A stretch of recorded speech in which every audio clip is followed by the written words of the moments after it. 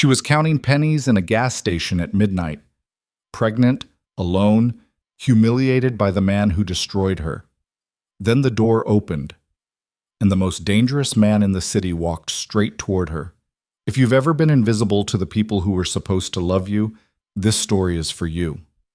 Stay until the end, because what happens next will change everything you think you know about power, protection, and second chances. Hit that like button and drop your city in the comments. I want to see how far this story travels. The rain had been falling since 6 o'clock, and it showed no signs of stopping. It came down in heavy, relentless sheets that turned the gutters into rivers and blurred the neon signs of East Mercer Street into smeared watercolors, pink and yellow, and the sickly green of the open 24-hour sign above Holt's Convenience. A narrow, fluorescent-lit box of a store wedged between a shuttered laundromat and a bail bondsman who'd long since stopped answering his phone after dark. Inside, the store smelled like old coffee, industrial cleaner, and the specific defeated odor of a place where people only came when they had no better option. It was 20 minutes past 11. Lena Hart stood at the far end of the second aisle, just past the travel-sized toiletries and the rack of greeting cards nobody ever bought. And she was counting. She did it quietly, the way she did everything these days, carefully, without calling attention to herself, with the precise, exhausted focus of a woman who had learned the hard way that every cent mattered. The bills were folded into a small square she'd been carrying in the front pocket of her jeans, 1 5, 2 1s, and the coin purse that held her real arithmetic. She'd already done the math 3 times in her head on the walk over, but she did it again now, smoothing each bill against her palm. Saltine crackers, $1.89. Peanut butter, the small jar, store brand, $2.49. Prenatal vitamins. The only reason she was even here tonight, the reason the math had to work out, $6.99. Total, $11.37. She had $11.40, 3 cents to spare. Lena let out a slow breath and set the items carefully in the crook of her arm. Her other hand drifted, almost without her permission, to the slight curve beneath her coat. The kind of gesture that had become instinctive over the past few weeks, a reflex she hadn't even noticed developing until she caught herself doing it in the reflection of a darkened shop window one morning and barely recognized the woman looking back at her. She was 26 years old. She had a degree she wasn't using, a waitressing job that had evaporated 3 months ago when the restaurant closed, and an apartment she was already 3 weeks behind on rent for. She had a body that was doing something extraordinary and terrifying without asking her permission, and she had 3 cents. She carried her items to the register, where a teenage boy with headphones around his neck was watching something on his phone and looking deeply committed to not making eye contact. "Just these," Lena said. The boy scanned the items without comment. She counted out the bills and the coins with careful dignity, placed them on the counter, and was reaching for her bag when the bell above the door gave its flat metallic clang. She didn't look up. She was focused on her change. 4 cents, actually. She'd miscounted, which meant she could maybe afford the smaller bottle of apple juice she'd been considering. And so she didn't see who came in, didn't register the shift in the air that a certain kind of entry creates, the way a room can change its atmospheric pressure when someone walks through a door with complete ownership of the space around them. She heard the voice first. "Well, I'll be damned." She knew that voice. She had spent 8 months trying to forget that voice. She had deleted its contact from her phone, blocked its number, lain awake in the dark replaying its variations, its charm, its cruelty, its ability to shift from warmth to ice in the span of a single sentence. And she had told herself every morning for the past 3 months that she was done being afraid of it. She was not done being afraid of it. Lena picked up her bag. She did not turn around. "Lena." The voice was closer now, moving down the aisle, casual, amused, the tone of someone who had never once worried about being unwelcome anywhere. "Lena Hart, what are the odds?" She turned. Ryan Keller had always been handsome in a way that photographed better than it felt in person.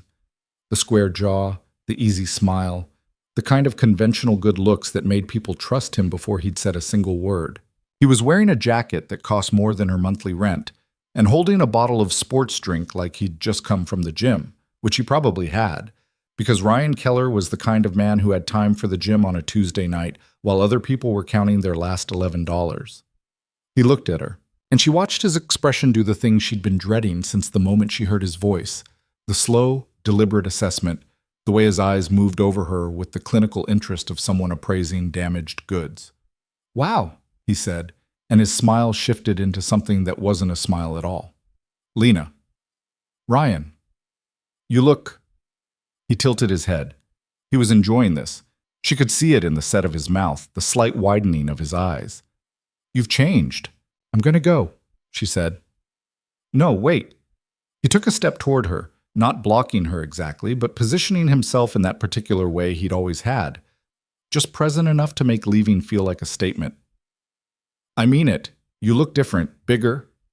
The word landed the way he intended it to. "Excuse me," Lena said, and started to move past him.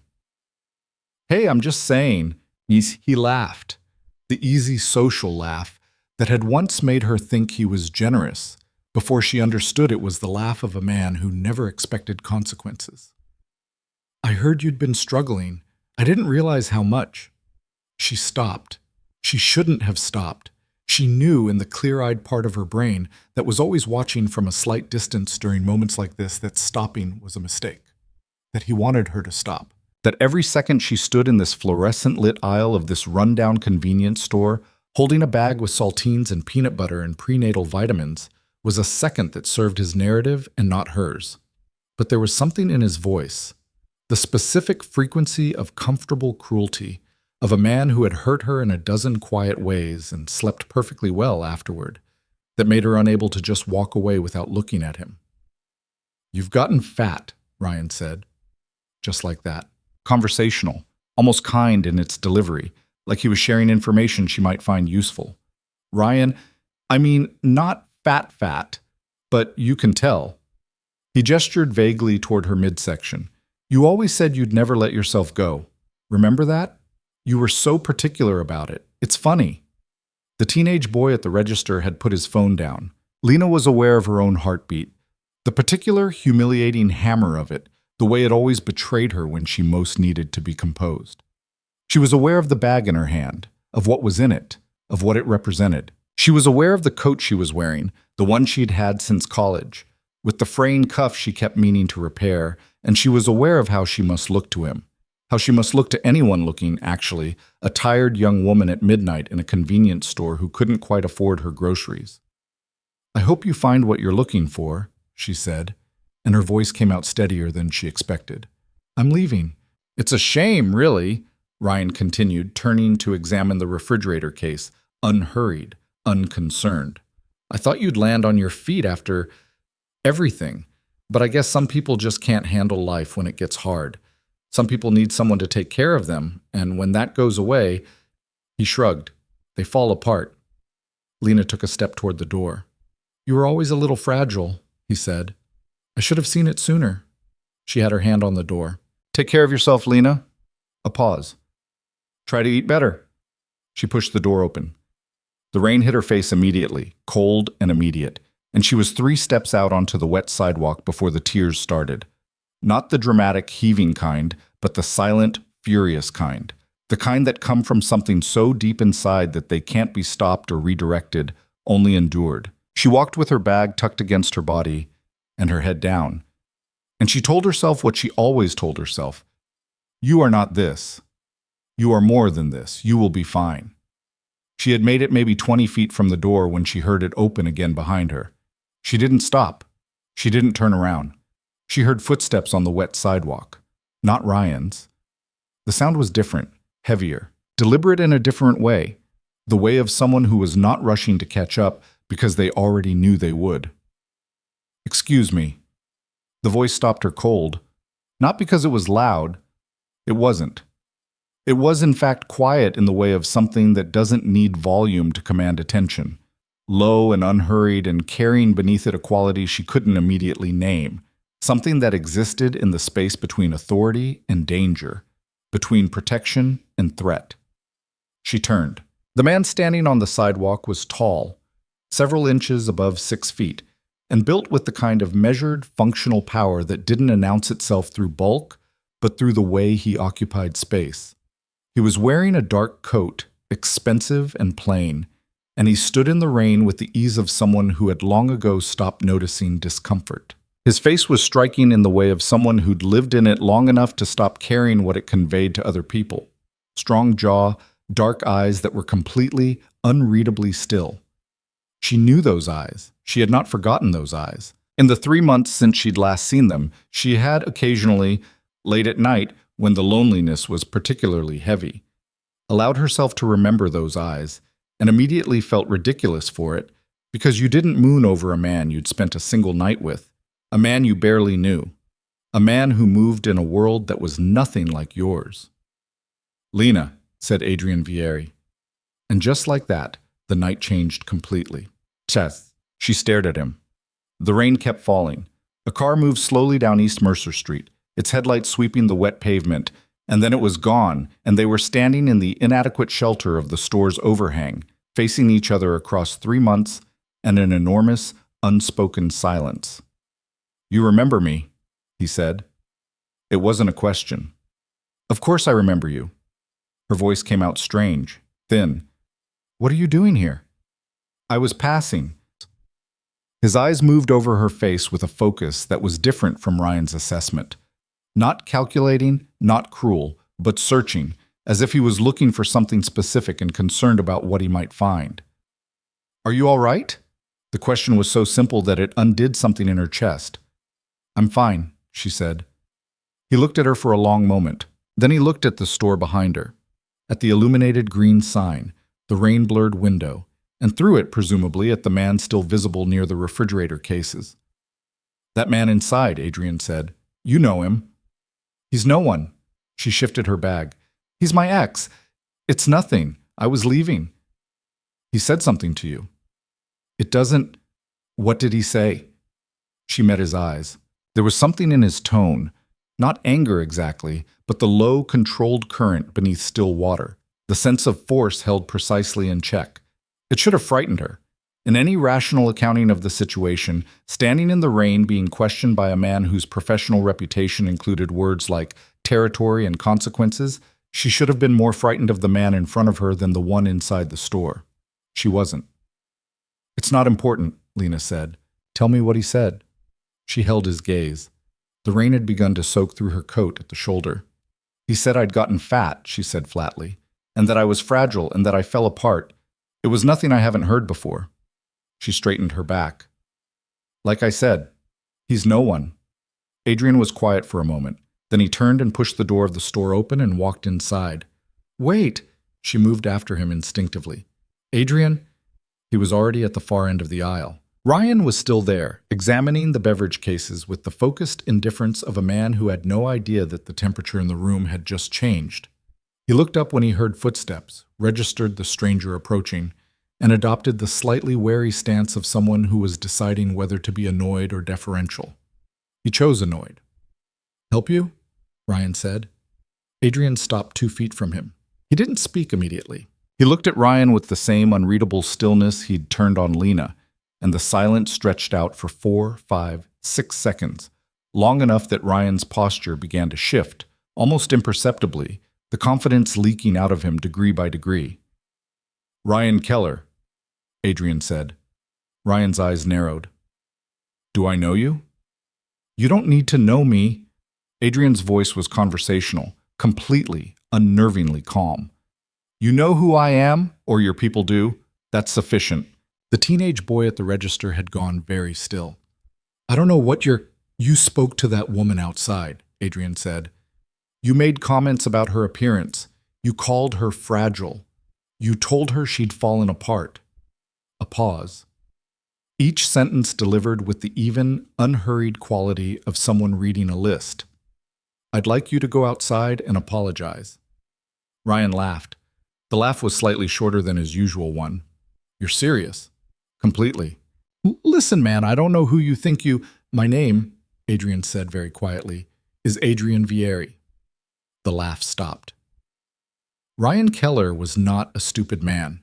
He was selfish and casual about cruelty and the particular way of people who've never had to live with its consequences. But he was not stupid. Lena watched the name register, watched it move through his expression like a stone dropped in still water. The initial impact, and then the ring spreading outward as he recalculated everything about the current situation. Ryan started. Outside, Adrian said. Now, Tut. She watched from the doorway as Ryan Keller, who had once made her cry in a restaurant parking lot and told her she was too sensitive, who had once looked at her like she was a problem to be managed and then abandoned her when the problem proved inconvenient, walked out to the wet sidewalk and stood under the overhang and said, in a voice she'd never heard from him before, I'm sorry. He said it to her directly, which surprised her. She had expected him to say it to the sidewalk, or to Adrian, or to some middle distance that wasn't quite her face. But Adrian had positioned himself slightly behind and to the left, and Ryan Keller was looking at Lena Hart with the expression of a man who was experiencing consequences for the first time and finding it deeply unpleasant. I shouldn't have said those things. It was wrong. Lena looked at him for a long moment. Okay, she said. It wasn't enough, and it wasn't what she needed, and it would not undo any of the months before this one. But she also understood, standing there in the rain with her prenatal vitamins in a convenience store bag, that what she needed had never been his apology. She needed him to understand, or really understand, that she hadn't fallen apart. She was still here. You can go, Adrian said. Ryan went. He didn't look back.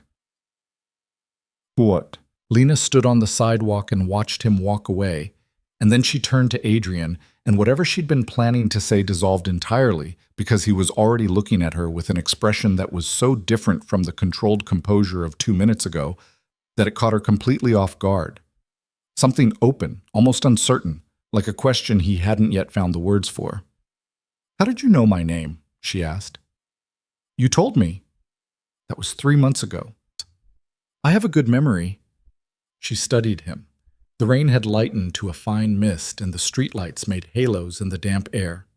Why were you really here? You said you were passing. I was, he said, and I wasn't. He looked at the store, then back at her. I've thought about you. The honesty of it, simple and unembellished, was so unlike everything else about him that she didn't know what to do with it. Adrian, can I take you home? You don't need to. It's late. It's raining. And you're... His eyes dropped briefly and then returned to hers. Let me take you home, Lena. There was something in the way he said it. Not an order, not a performance of concern, but the specific, careful register of someone who was genuinely asking and who would, she somehow knew, accept a no. She thought about the walk back to her apartment. The 3 blocks in the rain. The 3 weeks of back rent and the box of saltines that had to last until the weekend. All right, she said. The car was a black sedan with interior that smelled like leather and something faintly expensive she couldn't identify. And it was warm, which she didn't realize she'd needed until she was inside it and her fingers started to unclench from their frozen position around her bag. Adrian got in on the other side and gave a slight nod to the driver, who began to pull away from the curb. He didn't ask for her address. He looked at her, and she gave it, and there was a beat of silence that felt strangely like 2 people taking a breath at the same moment. You're cold, he said. I'm okay. He reached past her, close enough that she registered the warmth of him, the faint trace of a scent she remembered distantly and had told herself she didn't, and turned the heat up by 2 degrees without comment. She looked out the window. East Mercer Street passed in sheets of amber and wet pavement, the city going about its late-night business around them. How long has it been? He asked. Since what? Since things got difficult. She considered this. 3 months, she said, since he left. We worked at the same place. When he decided we were done, he made sure I was let go, said things to the management that weren't... She stopped. It doesn't matter. It does matter. It's over. I'm handling it. He was quiet for a moment. You've been on your own. Yes.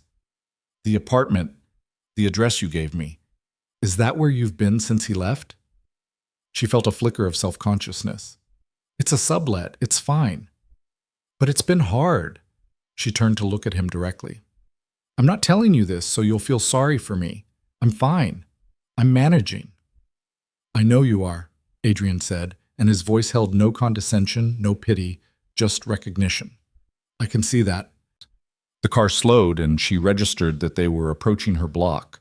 The narrow street with the broken streetlight on the corner, the building with the buzzer that stuck, the second-floor apartment where the heat cut off every night around 2 a.m. and she'd started sleeping with 2 sweaters on. She put her hand on the door. Lena? She stopped.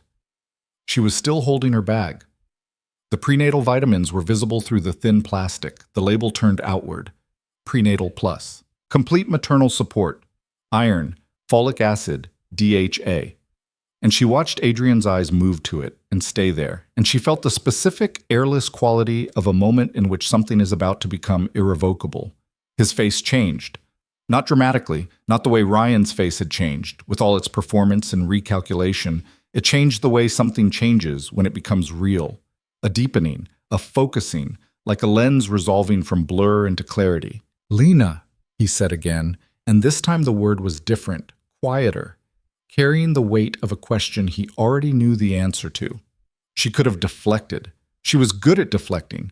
She'd had 3 months of practice at building careful walls around this particular truth, at finding the precise angle to stand at so that her coat fell loose, at redirecting conversations before they reached this point. She had a whole architecture of avoidance that she'd constructed piece by piece out of necessity and exhaustion, and the particular loneliness of carrying something enormous completely alone. But she was tired. She was so tired. Yes, she said. I'm pregnant. The silence that followed lasted only a few seconds, but it had the compressed weight of something much longer. How far along? His voice was even. She couldn't read it. 3 months. He looked at her steadily. And the father. It wasn't a question. She understood, watching him, that he wasn't asking because he didn't know.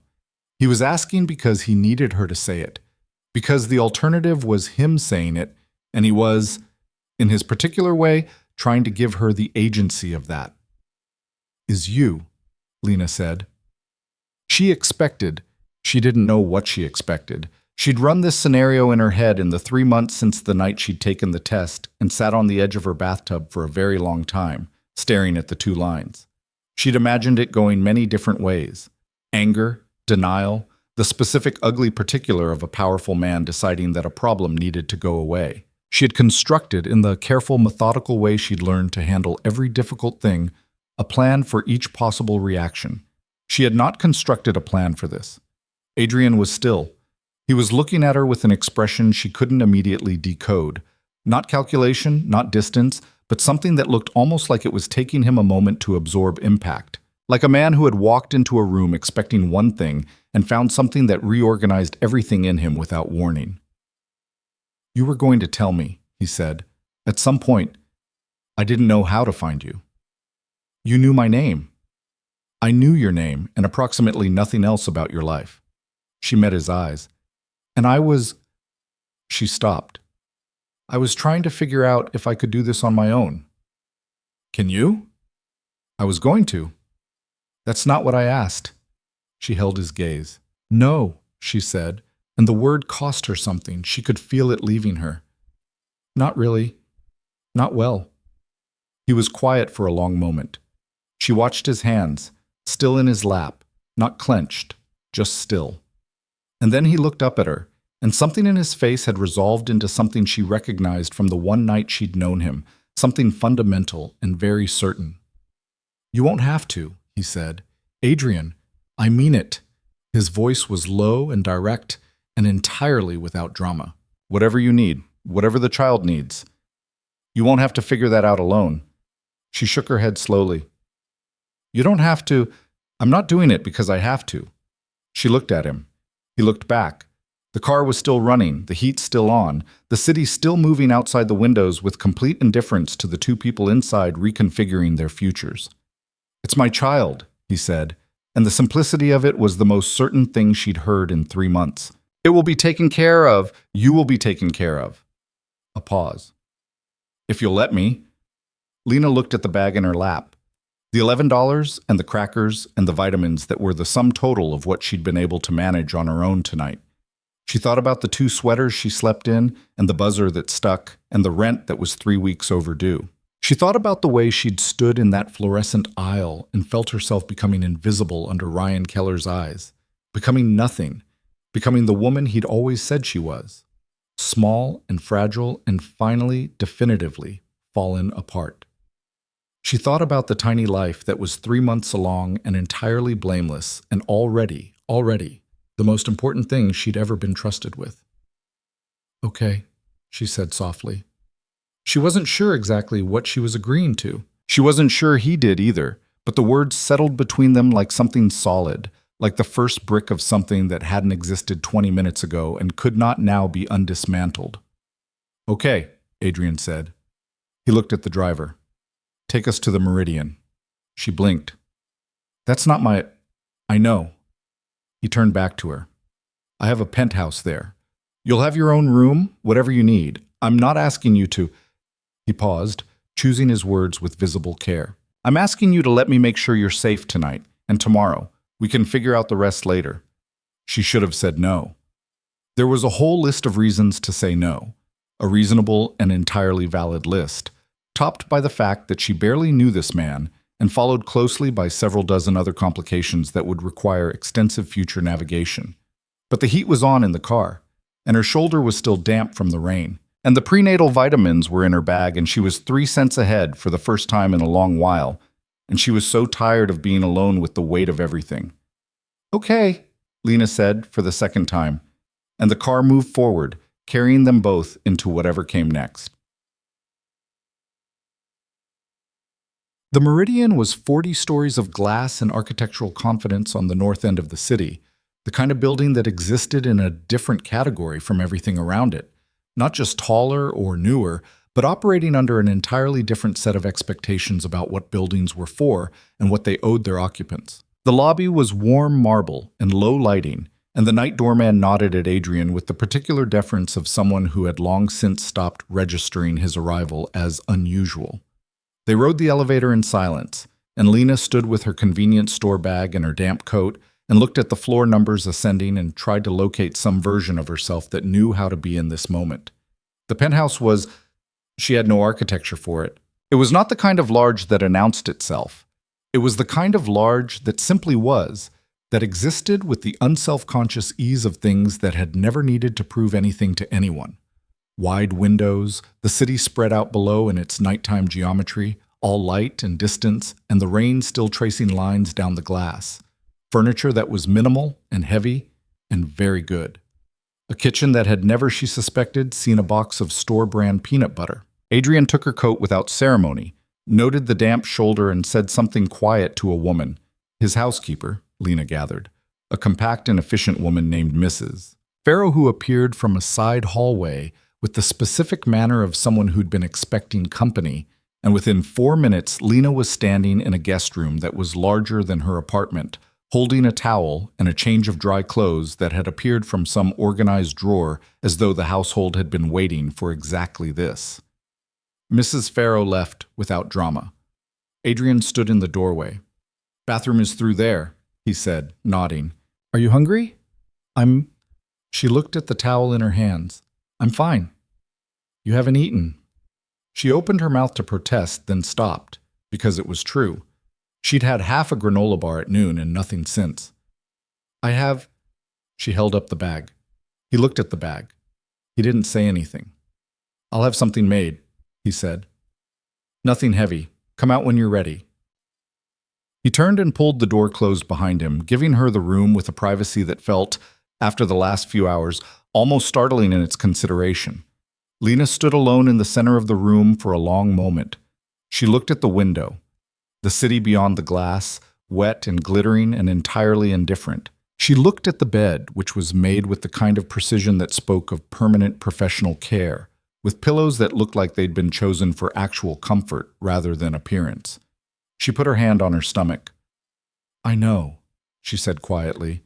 To herself or to the small life she was carrying, she wasn't sure anymore which was which. "I know. I don't understand it either." But for the first time in 3 months, standing in a warm room in dry clothes she hadn't had to count pennies for, with the sound of rain against glass and the city spread out below like it was showing off, Lena Hart felt something she'd almost forgotten the texture of. She felt for one fragile, improbable moment like things might be all right. Set. She found him in the kitchen. He'd taken off the dark coat, rolled up the sleeves of a dress shirt that probably cost more than her last month's rent, and was standing at the counter while Mrs. Farrow moved quietly around him, assembling something that smelled warm and real and faintly of butter. He looked up when she came in. "Better?" he said. "Better," she admitted. He nodded toward the kitchen island. 2 high stools, a glass of water already poured, a small bowl of crackers set out as though he'd noticed the ones in her bag and made a quiet note. She sat, and she pulled the crackers toward her, and she didn't comment on them. Mrs. Farrow set down a bowl of soup, simple, clear broth with vegetables, warm without being heavy. And Lena ate it with the focused gratitude of someone who hadn't realized how hungry they were until the first spoonful. Adrian sat across the island from her, his own cup of coffee in hand, and watched her eat with an expression that wasn't intrusive, exactly. It was the look of someone who needed to confirm that a thing they were responsible for was being properly handled. "You don't have to stay up," she said, without looking up from the bowl. "I'm not tired. I'm all right on my own." "I know you are," he said. "I believe you." She looked up at him. "I'm not taking care of you because I don't think you can manage," he said. The directness of him was remarkable, the absence of hedging, of performance.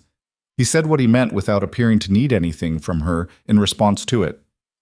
"I'm doing it because you don't have to manage alone. There's a difference." She looked at him for a moment. "You don't know me," she said. "No. We spent one night together." "Yes." "That doesn't—" She shook her head slowly. "That doesn't create an obligation." "I know that." "Then why—" "Because that child is mine," he said simply, "and because the night we spent together." He paused, and something shifted in his expression, just slightly, just enough. "I didn't forget it either." The kitchen was quiet. Mrs. Farrow had disappeared back into whatever part of the household she managed. Lena looked at her soup. "I don't want to be a complication," she said. "You're not." "Adrian." "Lena." He set down his coffee. "I've spent a long time choosing what complications I allow into my life. You're not one of them." A pause. "You're something else." She didn't ask him what. She wasn't sure she was ready for the answer. She finished the soup. The rain kept on against the windows.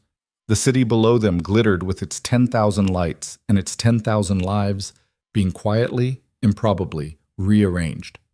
"Thank you," she said finally, "for tonight."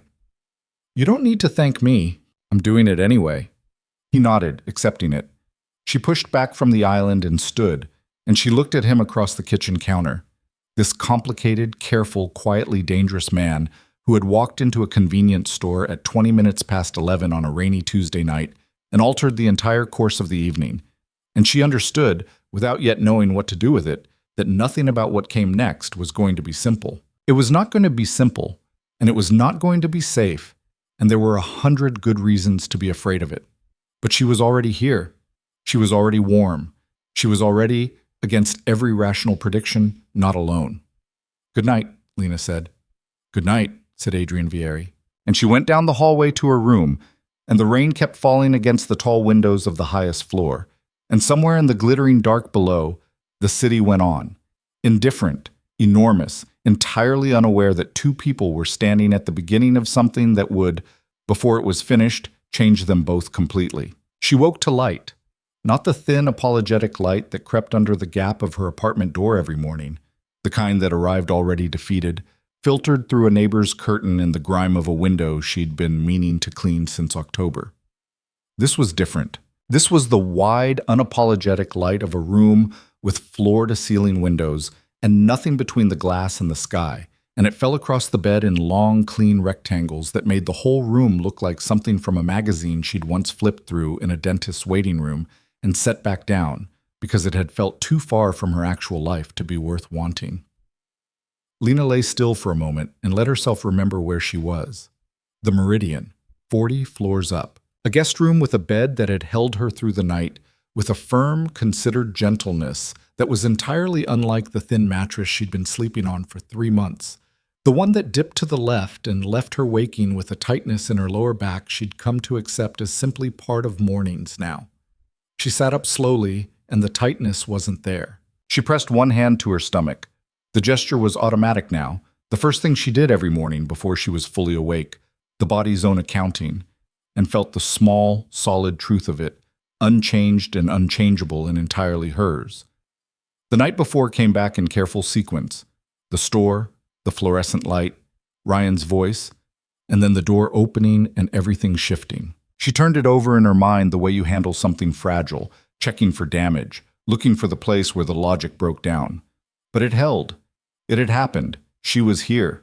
She found the bathroom, found a new toothbrush still in its packaging set out on the counter alongside a folded set of clean clothes. Not hers, but close enough in size that they fit with the slight, forgivable looseness of borrowed things. And she understood that this was a household that handled logistics without being asked, that anticipated needs and addressed them quietly, without ceremony or expectation of thanks. She was not sure how to feel about being anticipated. When she came out to the main living area, Adrian was already at the kitchen table with a laptop open and a coffee that suggested he'd been awake for some time. He looked up when he heard her, and there was a brief assessing pause, the kind that evaluated not with judgment but with attention, noting that she'd slept, that the color was better in her face, that she was moving without the careful watchfulness of the night before. "Morning," he said. "Morning." She moved to the kitchen, found the coffee where it had been left for her on the counter, warm in its carafe. She poured a cup, and then reconsidered and poured it back, because she'd been avoiding caffeine since the first week, and chose instead the glass of orange juice beside it. "You didn't sleep." "I slept some." He turned back to the laptop. "Mrs. Farrow left breakfast. There's eggs, fruit. Eat something before we talk." "Before we talk," she repeated. "There are things to discuss," he said, simply, without urgency. She sat at the kitchen table, and Mrs. Farrow, who seemed to materialize from a separate dimension whenever the kitchen was occupied, produced a plate with quiet efficiency and disappeared again. Lena ate scrambled eggs with cheese and a bowl of cut fruit and drank her orange juice, and Adrian worked at his laptop, and the morning moved around them in the particular domesticity of people who haven't yet established their patterns, but are in the process of establishing them, whether they mean to or not. "You don't have to do all of this," she said when the plate was mostly empty. He looked up. "Which part?" "Any of it. The room, the food, Mrs." She gestured vaguely. "Mrs. Farrow." "You're carrying my child," he said. "That doesn't automatically entitle you to—" "I'm not claiming entitlement," he said. "I'm accepting responsibility." He closed the laptop. "Those are different things." She looked at him across the table. He'd changed clothes since last night. Dark trousers, a gray shirt, the sleeves already rolled back with the unself-conscious ease of someone comfortable in his own skin. He looked, she thought, like someone who had made all of his major decisions a long time ago, and was therefore not required to appear uncertain about anything. She found it simultaneously steadying and slightly maddening. "I need to go back to my apartment," she said. "I know. I have things there, clothes, documents. I'll have someone take you whenever you're ready." "I don't need someone to take me. I can—" "Lena." He said it gently. Not a command, a redirect. "I know you can. Let me help." She held his gaze for a moment. The morning light was very clear, and in it she could see the lines of his face with a precision that the low light of the previous night had softened. The slight tension around his eyes, the particular quality of his stillness that she was beginning to understand was not absence of feeling, but the very deliberate management of it. "What did you want to discuss?" she asked. He folded his hands on the table. "Arrangements," he said, "for you and for the baby. I want to understand what you need, what you're dealing with, and then I want to address it." A pause. "Specifically, I want to know about the apartment, the back rent, the medical situation, and what you've been living on." She felt the particular discomfort of being seen with that kind of clarity, not the way Ryan had seen her, set as evidence of a collapse he'd helped engineer and felt no guilt about. But still, being inventoried was being inventoried. "It's not—" She stopped. "It's manageable." "Tell me anyway." So she told him. She didn't soften it particularly, but she didn't dramatize it either. She laid it out the way she'd been laying it out to herself every morning for 3 months, in the honest, practical register of a woman keeping track of a difficult situation. The sublet, 3 weeks behind. The waitressing job she'd had before losing the restaurant job that Ryan had engineered her firing from, the one she'd picked up after, which paid less and whose hours had been cut when she'd mentioned her pregnancy to a manager who hadn't technically fired her, but had found very efficient administrative reasons to put her on a schedule that amounted to the same thing. The prenatal care she'd been accessing through a community clinic that was adequate but required a 2-hour bus ride each way. She told him about the savings she'd had, modest but real, that had gone to the first 3 months of rent after Ryan left, and the particular arithmetic of deciding between groceries and vitamins on alternating weeks, and the way she'd gotten very good at knowing exactly which stores had the best prices on which items and which bus routes connected them. She said it all plainly, without drama, and watched his face while she did. He didn't react with pity. He didn't react with the slightly performative horror of someone who'd never had to think about this level of logistics. He listened with the focused, even attention of someone building a complete picture, and when she finished, he was quiet for a moment, and then he said, "Okay." "Okay," she repeated. "The rent is handled. I'll contact the landlord today." He said it like an item on a list. "You'll see a doctor, a good one, with a full practice, not a community clinic." "I have someone. I'll get you an appointment this week." He looked at her steadily. "And you're moving here?" She opened her mouth. "Not permanently if you don't want that," he said. "Not as anything other than what makes sense for the pregnancy. You'll have your own space, your own room, whatever you need. I'm not asking you to." He paused again, and she was learning to read those pauses now. The slight adjustment of care, the choosing of words. "I'm not asking anything from you. I'm asking you to let me make sure you and the baby are safe." She looked at the window. The city was very bright in the morning, all glass and movement, and she thought about her apartment, the broken buzzer, the heat that cut off at 2 a.m., the thin mattress, the bus rides to the clinic. "My things," she said. "We'll get them today." "I have." She thought of the small particularities of the life she'd assembled, the framed photograph of her mother, the book she'd been reading in careful 10-minute increments before bed, the ceramic mug that was chipped, but hers. "I have things I want with me." "Then bring them," he said. "All of them. Whatever you want." She was quiet for a long moment. "I don't want to feel like I owe you," she said finally, and the honesty of it cost her something. Not because she was ashamed of it, but because she'd needed to say it out loud to someone for a long time, and she hadn't expected it to be him. Adrian looked at her steadily. "You don't owe me anything," he said. "That's not how this works." "How does it work?" He was quiet for a moment. "I have a child on the way," he said. "That child is going to have everything it needs. And its mother—" He stopped, just briefly. "Its mother is not going to be cold or hungry or counting her last dollars in a convenience store at midnight because a man who should have protected her chose to destroy her instead." The evenness of his voice made it more, not less, significant. "That's how it works." She looked at him for a long time. "All right," she said. Well, they went to her apartment that afternoon in the black sedan with the quiet driver, and Lena collected the careful geography of her life from the sublet on the 3rd floor of a building on Carver Street that had always smelled, faintly, of other people's cooking and old carpet. She had expected it to feel like defeat. To walk through these rooms with Adrian Vieri standing in the doorway, watching her fill 2 suitcases and a cardboard box, to pack up the evidence of how far she'd fallen. But he didn't stand in the doorway watching. He moved into the apartment with natural ease and helped without being asked, carrying the heavy box to the elevator, standing quietly in the kitchen while she decided what was worth taking from the limited contents of her pantry, making no comment about the thin mattress or the chill in the room or the window with the cracked weather stripping that let in a thread of cold air she'd been managing with a folded towel. He did pause once in the main room and look at the wall where she'd taped a series of index cards. Her budget, week by week, in small, precise handwriting, tracking every expense against every anticipated dollar. He looked at it for a long moment without speaking. She watched him absorb it, watched something move through his expression that wasn't pity and wasn't horror, but was something quieter and more complicated than either. He didn't say anything about it. She was grateful for that. They left Carver Street at 3 in the afternoon, and Lena did not look back at the building when the car pulled away, because she was not the kind of woman who looked back at things she'd decided to leave. She was learning to be that woman, at least.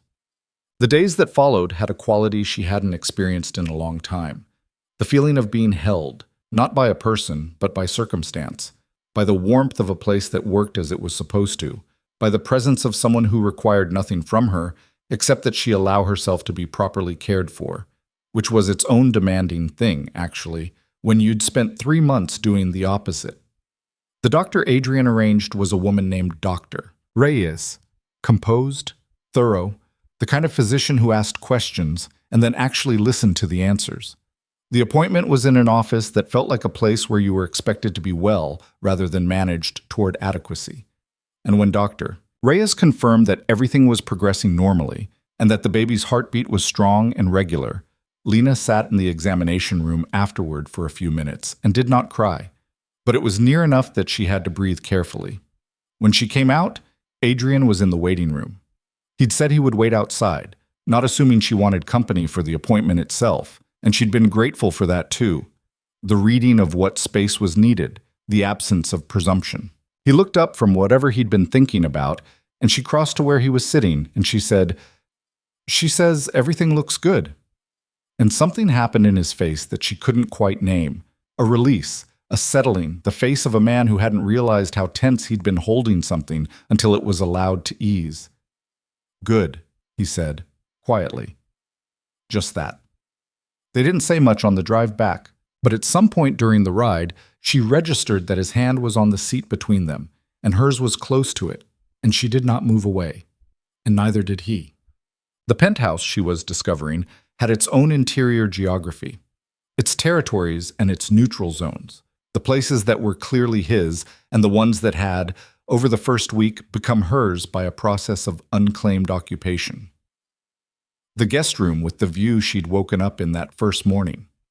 The window seat in the reading corner where she'd begun to spend mornings with her book and the second glass of orange juice she'd started allowing herself. The kitchen, which was neutral but comfortable, where she and Mrs. Farrow had reached an early understanding based on mutual respect for the function of good food and the absence of unnecessary conversation.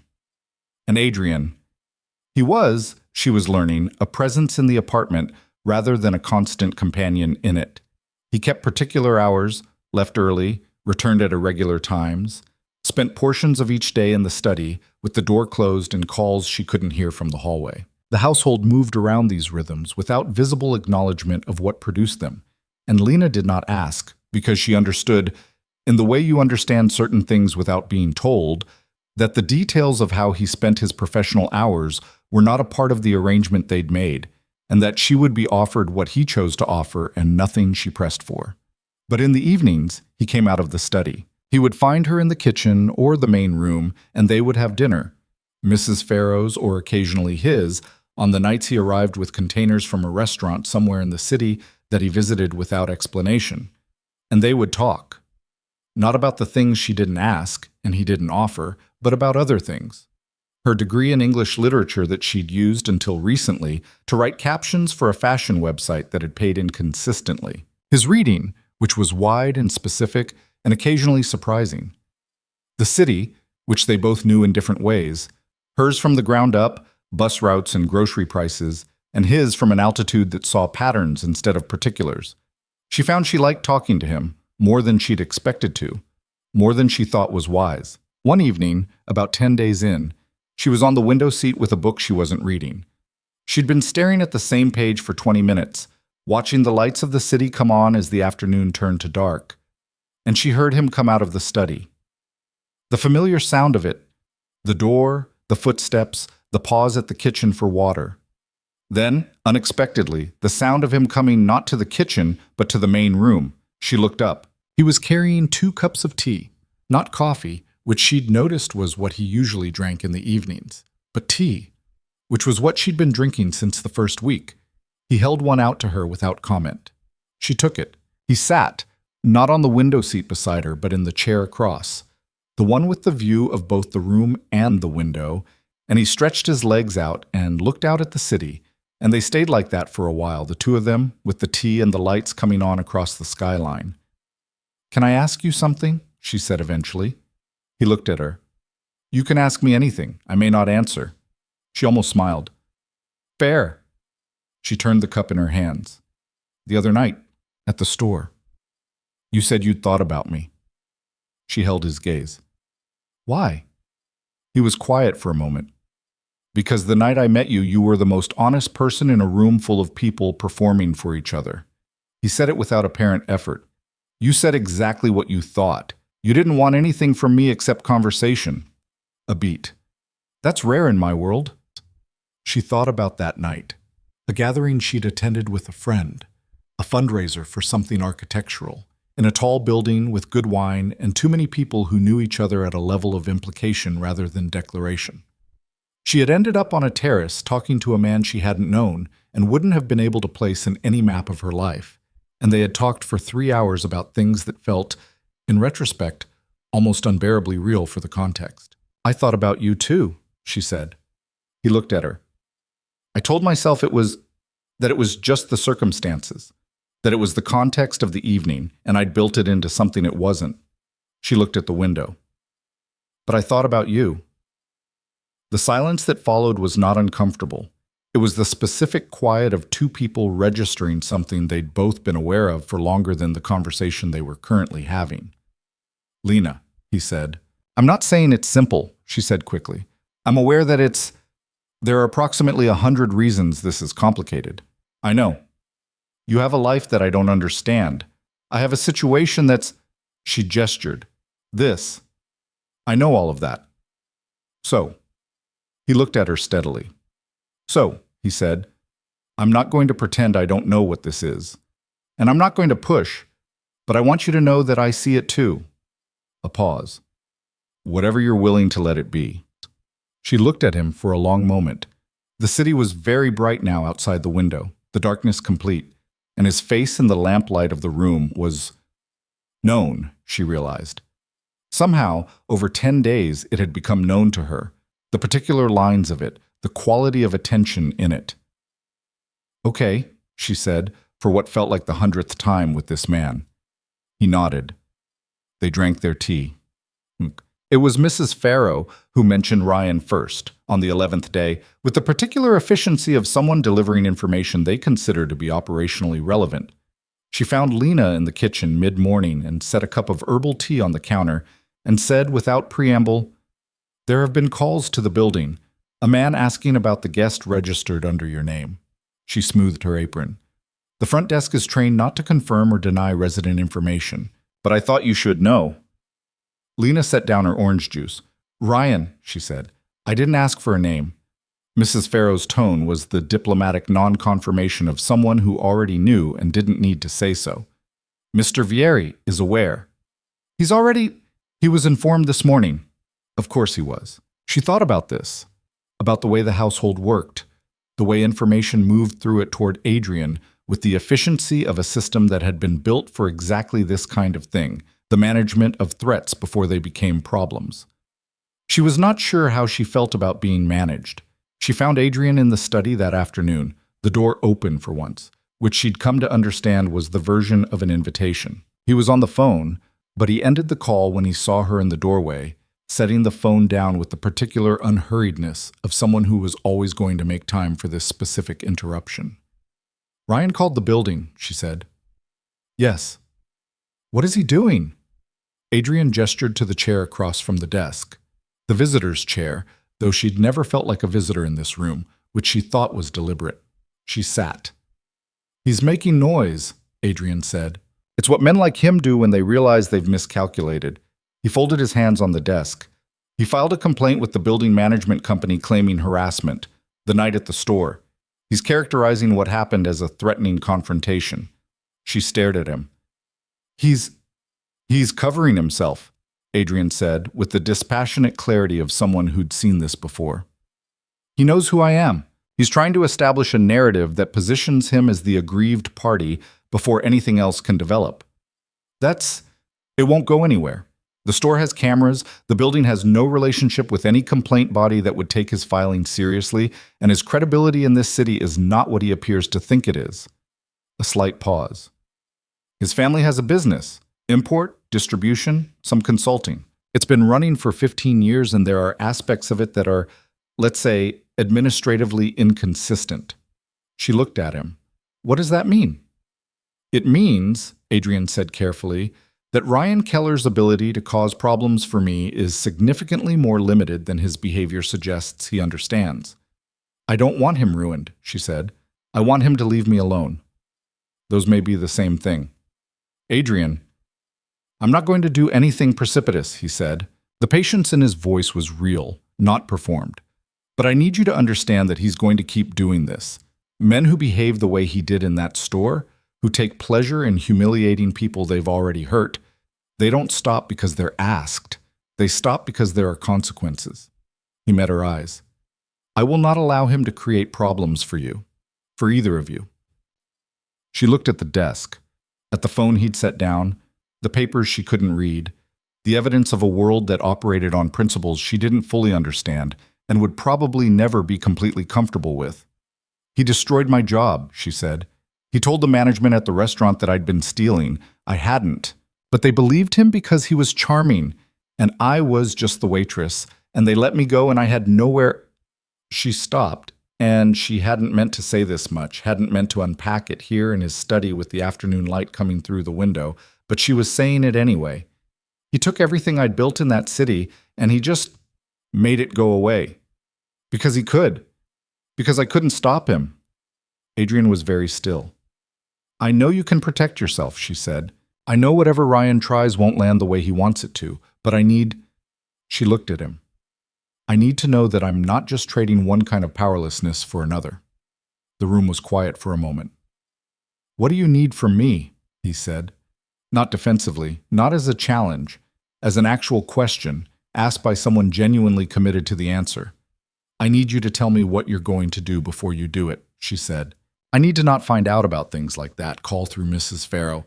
I need to be... She found the word. Included. He looked at her for a long moment, and then he nodded, once, with the finality of a decision made. I'll tell you, he said. Before. Thank you. I mean it, he said. You're not a complication to be managed. You're the person this is happening to. He held her gaze. That matters. She nodded. The tightness in her chest that had been there since Mrs. Farrow's kitchen announcement eased. Not all the way, but enough. Okay, she said. Okay, Adrian said. And she got up from the visitor's chair that had never made her feel like a visitor, and she went back to the window seat in her book, and outside the city continued its business, and somewhere in it Ryan Keller was filing complaints and telling stories about the wrong person, and she found, sitting in the warmth of the apartment with the afternoon light coming through the tall windows, that she was not afraid of him.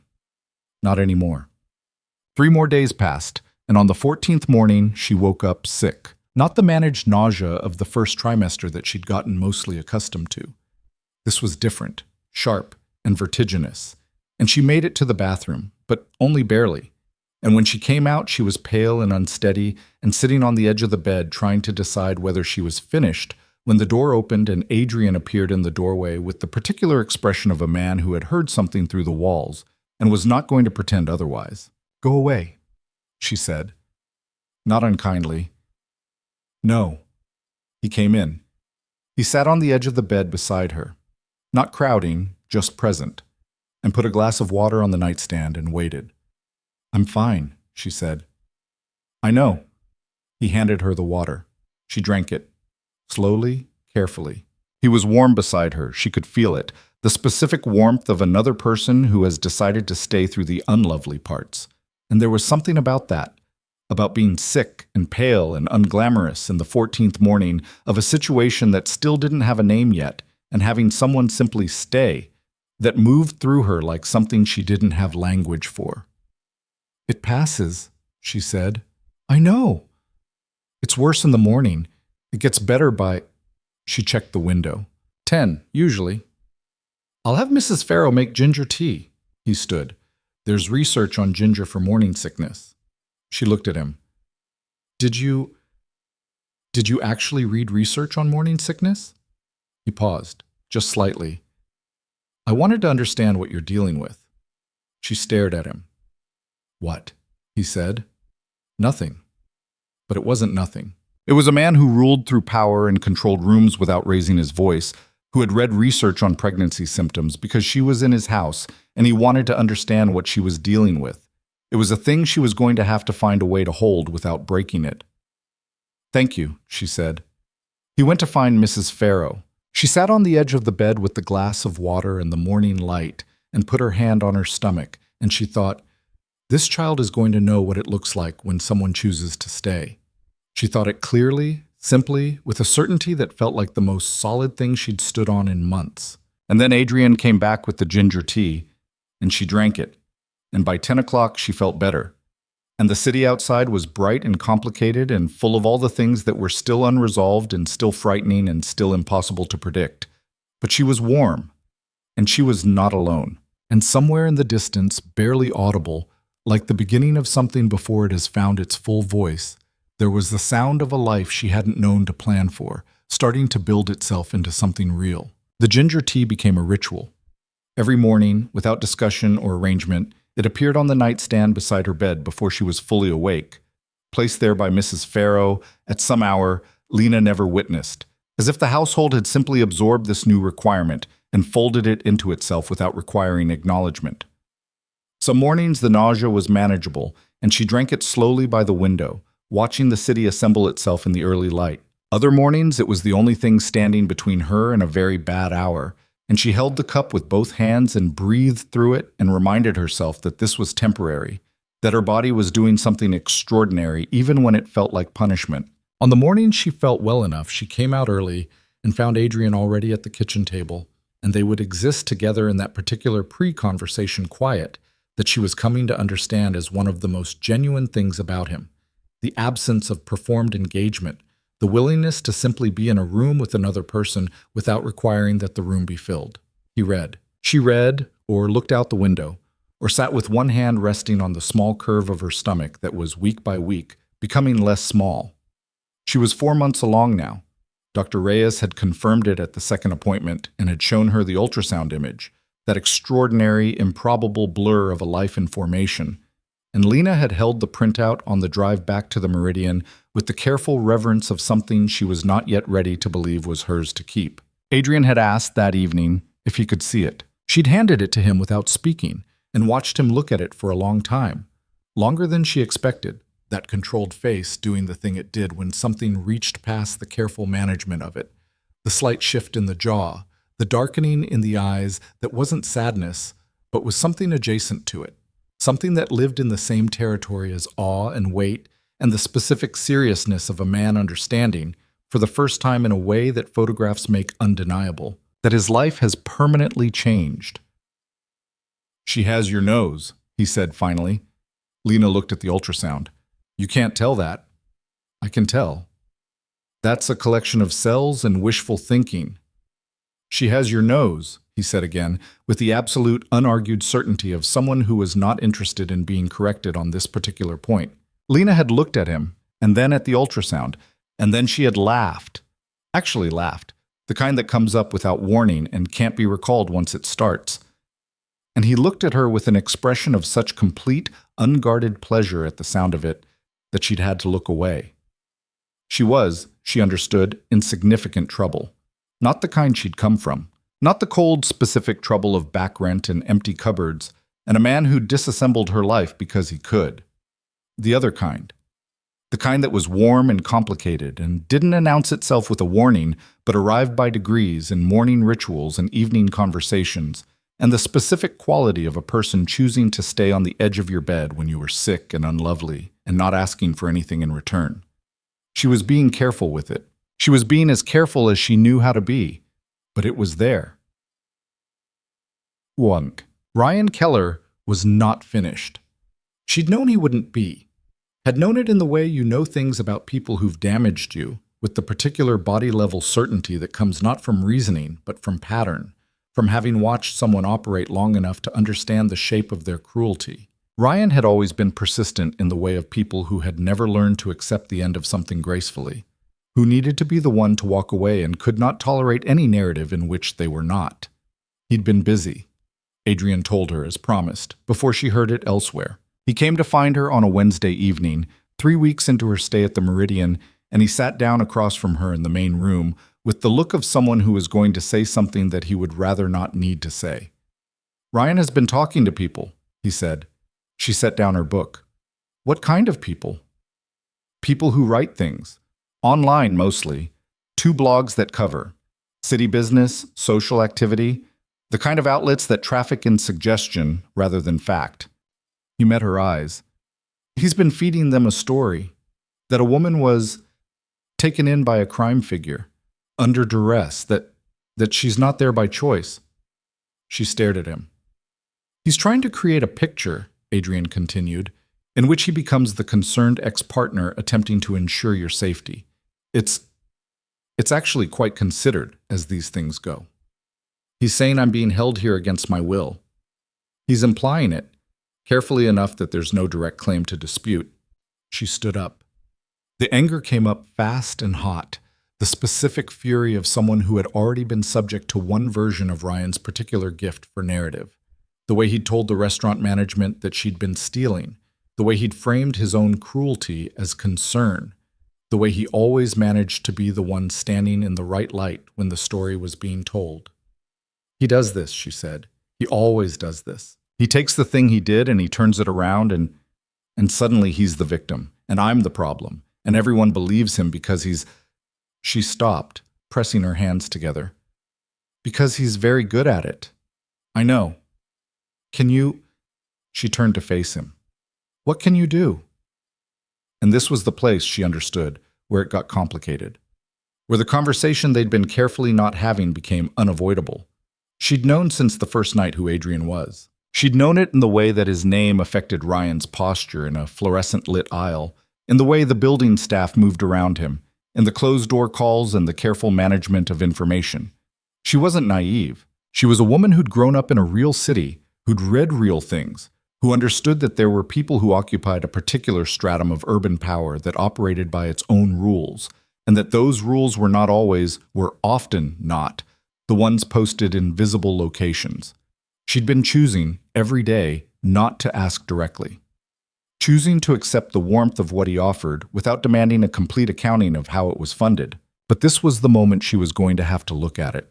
"What I can do," Adrian said carefully, "involves certain approaches that are effective but that you may find uncomfortable." "Tell me." "Ryan's family business," he said. "The import and distribution company. I told you there were administrative inconsistencies. That was an understatement." He held her gaze. "There are people who've been looking at it for some time. People in positions of regulatory authority. The information they've been looking for, documentation, essentially, exists. I know where it is, and I know who it needs to reach. You'd expose him. I'd ensure that information reaches people who are positioned to act on it, through unofficial channels, through efficient ones." She looked at him. "Is that legal?" He was quiet for a moment. "Functionally," he said. She exhaled. She walked to the window and looked out at the city. The same view she'd been looking at for weeks now, which had gone from strange to known without her quite noticing the transition. She thought about Ryan at a keyboard, composing implications about a woman who was not there by choice. She thought about the specific, practiced efficiency with which he destroyed things and then positioned himself as innocent. "And if I asked you not to," she said, "if I said leave it alone, let him run out of steam." "Then I'd leave it alone," Adrian said. And the directness of it, the absolute unqualified nature of that answer, was what she'd needed to hear. She turned back. "Would that work, leaving it alone?" "Probably not," he said honestly. "Men like Ryan don't run out of steam when they're winning. They escalate." She crossed her arms. "And if it escalates, then we address it when it does." "But you think it will?" "Yes." She looked at him for a long moment. "Tell me what it would look like," she said. "If you did it your way, what happens to him?" He was quiet for a moment, choosing words with the care he always brought to things that mattered. "His company gets audited. The documentation supports findings that result in significant financial penalties and, likely, some restructuring of its operations. His access to the channels he's been using, the outlets, the social leverage, dries up, because those connections depend on him being a person of standing, and the story he's been building about you becomes irrelevant, because the person telling it no longer has credibility. His family, she said. Are they innocent? Some of them, he said. The operations in question are primarily his father's. Ryan participates, but is not the architect. A pause. The penalties would affect the company. The people who depend on it for legitimate employment, there are 23 of those, would be protected in the restructuring. I'd make sure of it. She looked at him. You've already looked into that. Yes. You already know there are 23 people. I like to understand what I'm doing before I do it, he said simply. She was quiet for a long time. Outside the window, the city made its noise, traffic and distance, and the ordinary machinery of 10,000 lives proceeding. Do it, she said. He nodded once. But I need you to know something, she said. I need you to know that I'm not asking because I'm afraid of him. I'm asking because he will keep doing this to other people if there's no consequence. He always has. She held Adrian's eyes. I'm not afraid of Ryan Keller. I know you're not, Adrian said. I've known that since the night I met you. The following week moved with the complicated texture of a life that was changing faster than it could be processed. Dr. Reyes confirmed at the third appointment that the baby was a girl. For a moment while the words settled through her. Girl. And then she turned her head to the side where Adrian was sitting, because she'd asked him to the appointment this time, because it had seemed wrong to keep him outside this particular room now that they had established what they had established. He was looking at her with the expression she was learning to read, the one that was not composed, the one that hadn't been properly prepared. A girl, she said. A girl, he agreed, and his voice was not quite even. They didn't name her that day, but on the drive back, somewhere between the clinic and the Meridian in the afternoon traffic, Lena said, almost without planning to, Sophia. He turned to look at her. I've always liked it, she said. You don't have to. Sophia, he said, testing the sound of it. Then, quietly, yes. Just that. Yes.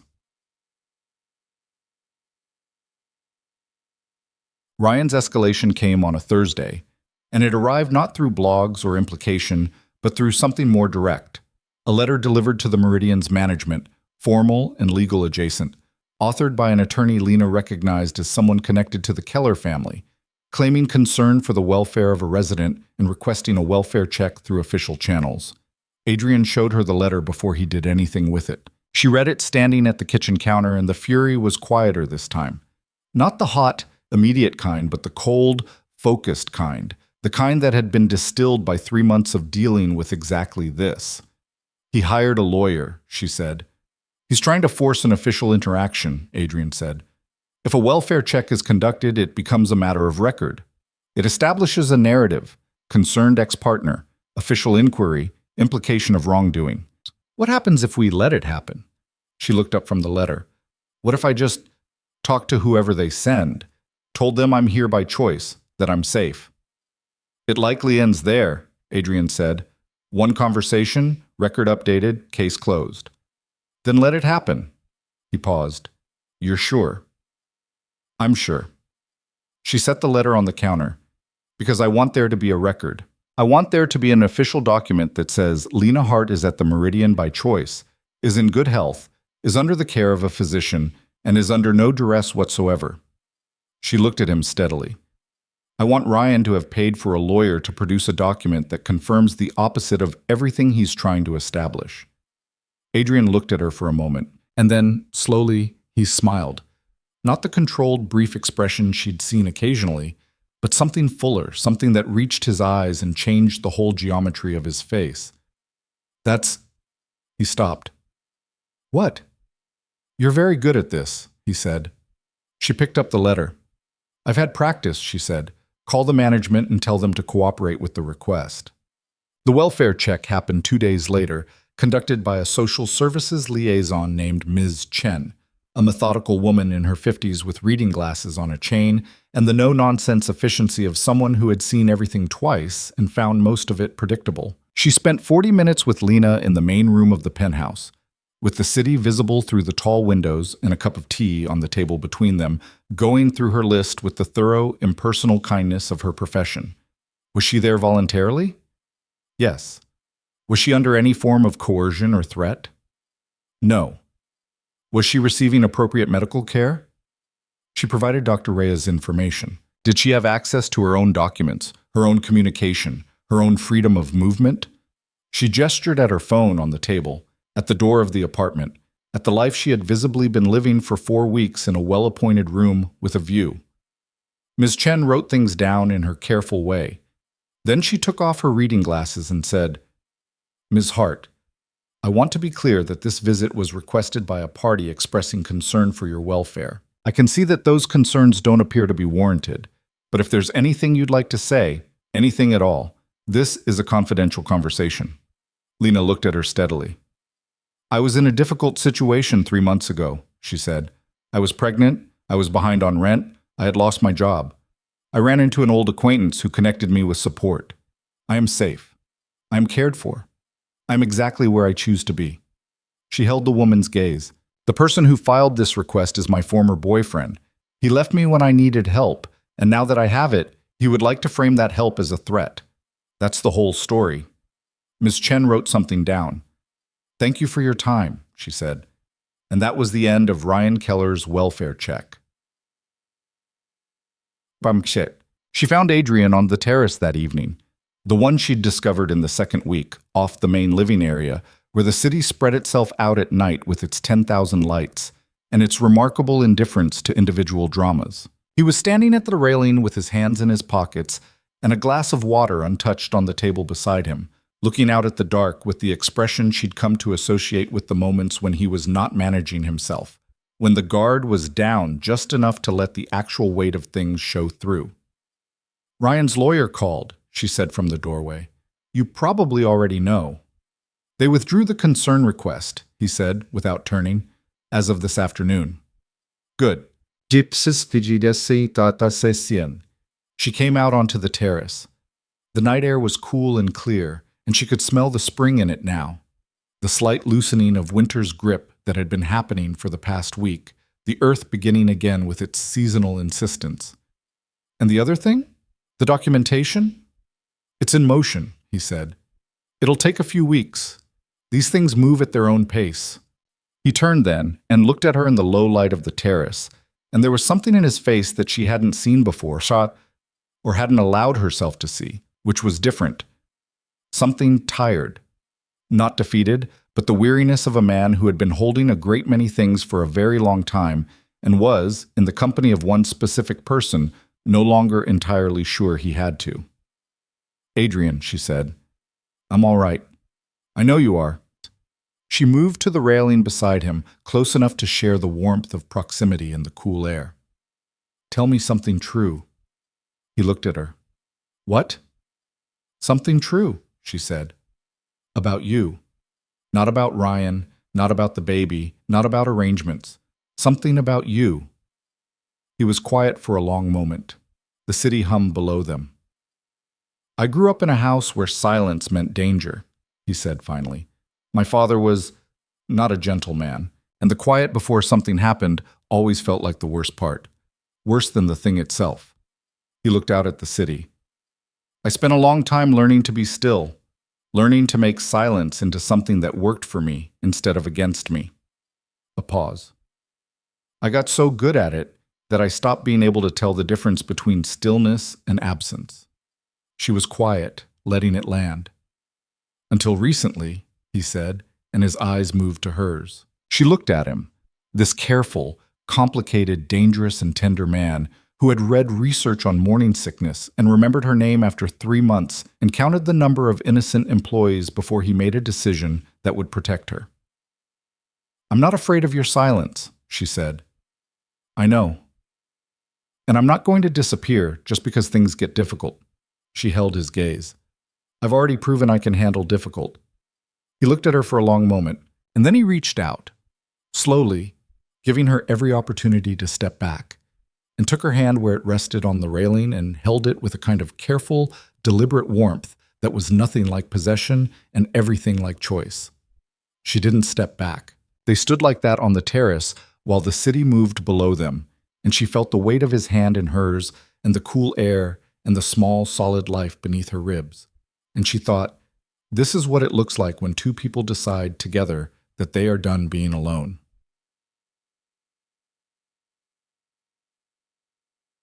Came out of the guest room one morning.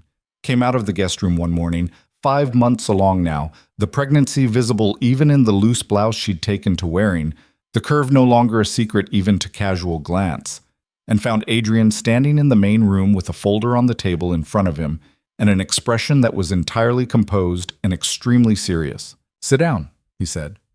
She sat. He opened the folder. "I want to talk to you about something, and I need you to hear it completely before you respond."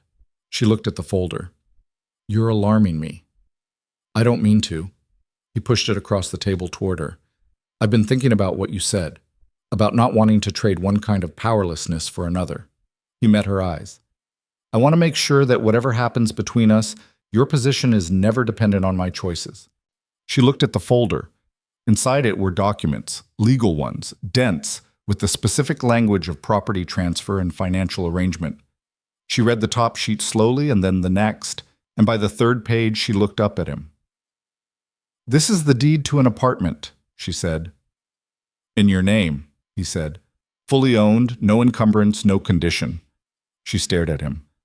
"And the second document is a trust," he continued, steady and even.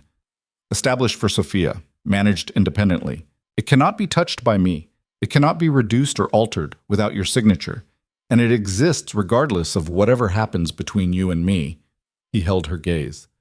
"Her future is not contingent on our relationship, on my continued involvement, on anything except the fact that she exists." Lena looked back at the folder. Her hands were very still on the table. "Adrian, let me finish." He leaned forward slightly. "I'm not doing this to buy anything from you. I'm not doing it to create an obligation or a weight. I'm doing it because you were right. You deserved not to wonder. You deserve to be in this," a slight pause, "whatever this is, from a position of complete freedom." His voice was even, but underneath it she could hear the thing it was costing him to say this plainly, to lay it out without the protection of his usual composure. "I want you to stay because you want to stay, not because you have nowhere else to go." The room was very quiet. She looked at the documents, at the name on the deed, Lena Hart, at the name on the trust account, Sophia Vieri Hart. Sophia Vieri Hart. He'd already put both names on it. She looked up at him, and she could feel the complicated, enormous truth of this moment, the weight of it and the warmth of it, and the specific, unlookable quality of being genuinely, deliberately, legally protected by someone who asked for nothing in return. "You put her name as Vieri Hart," she said. "If that's not what you want—" "It is," she said quietly. She stopped. "I wasn't expecting it." "I should have discussed it first," he said. "I can change." "Don't change it." She looked at him. "Don't change it." He was still. She pushed the folder back across the table, not away but toward him, a gesture of completing a circuit, of acknowledging receipt.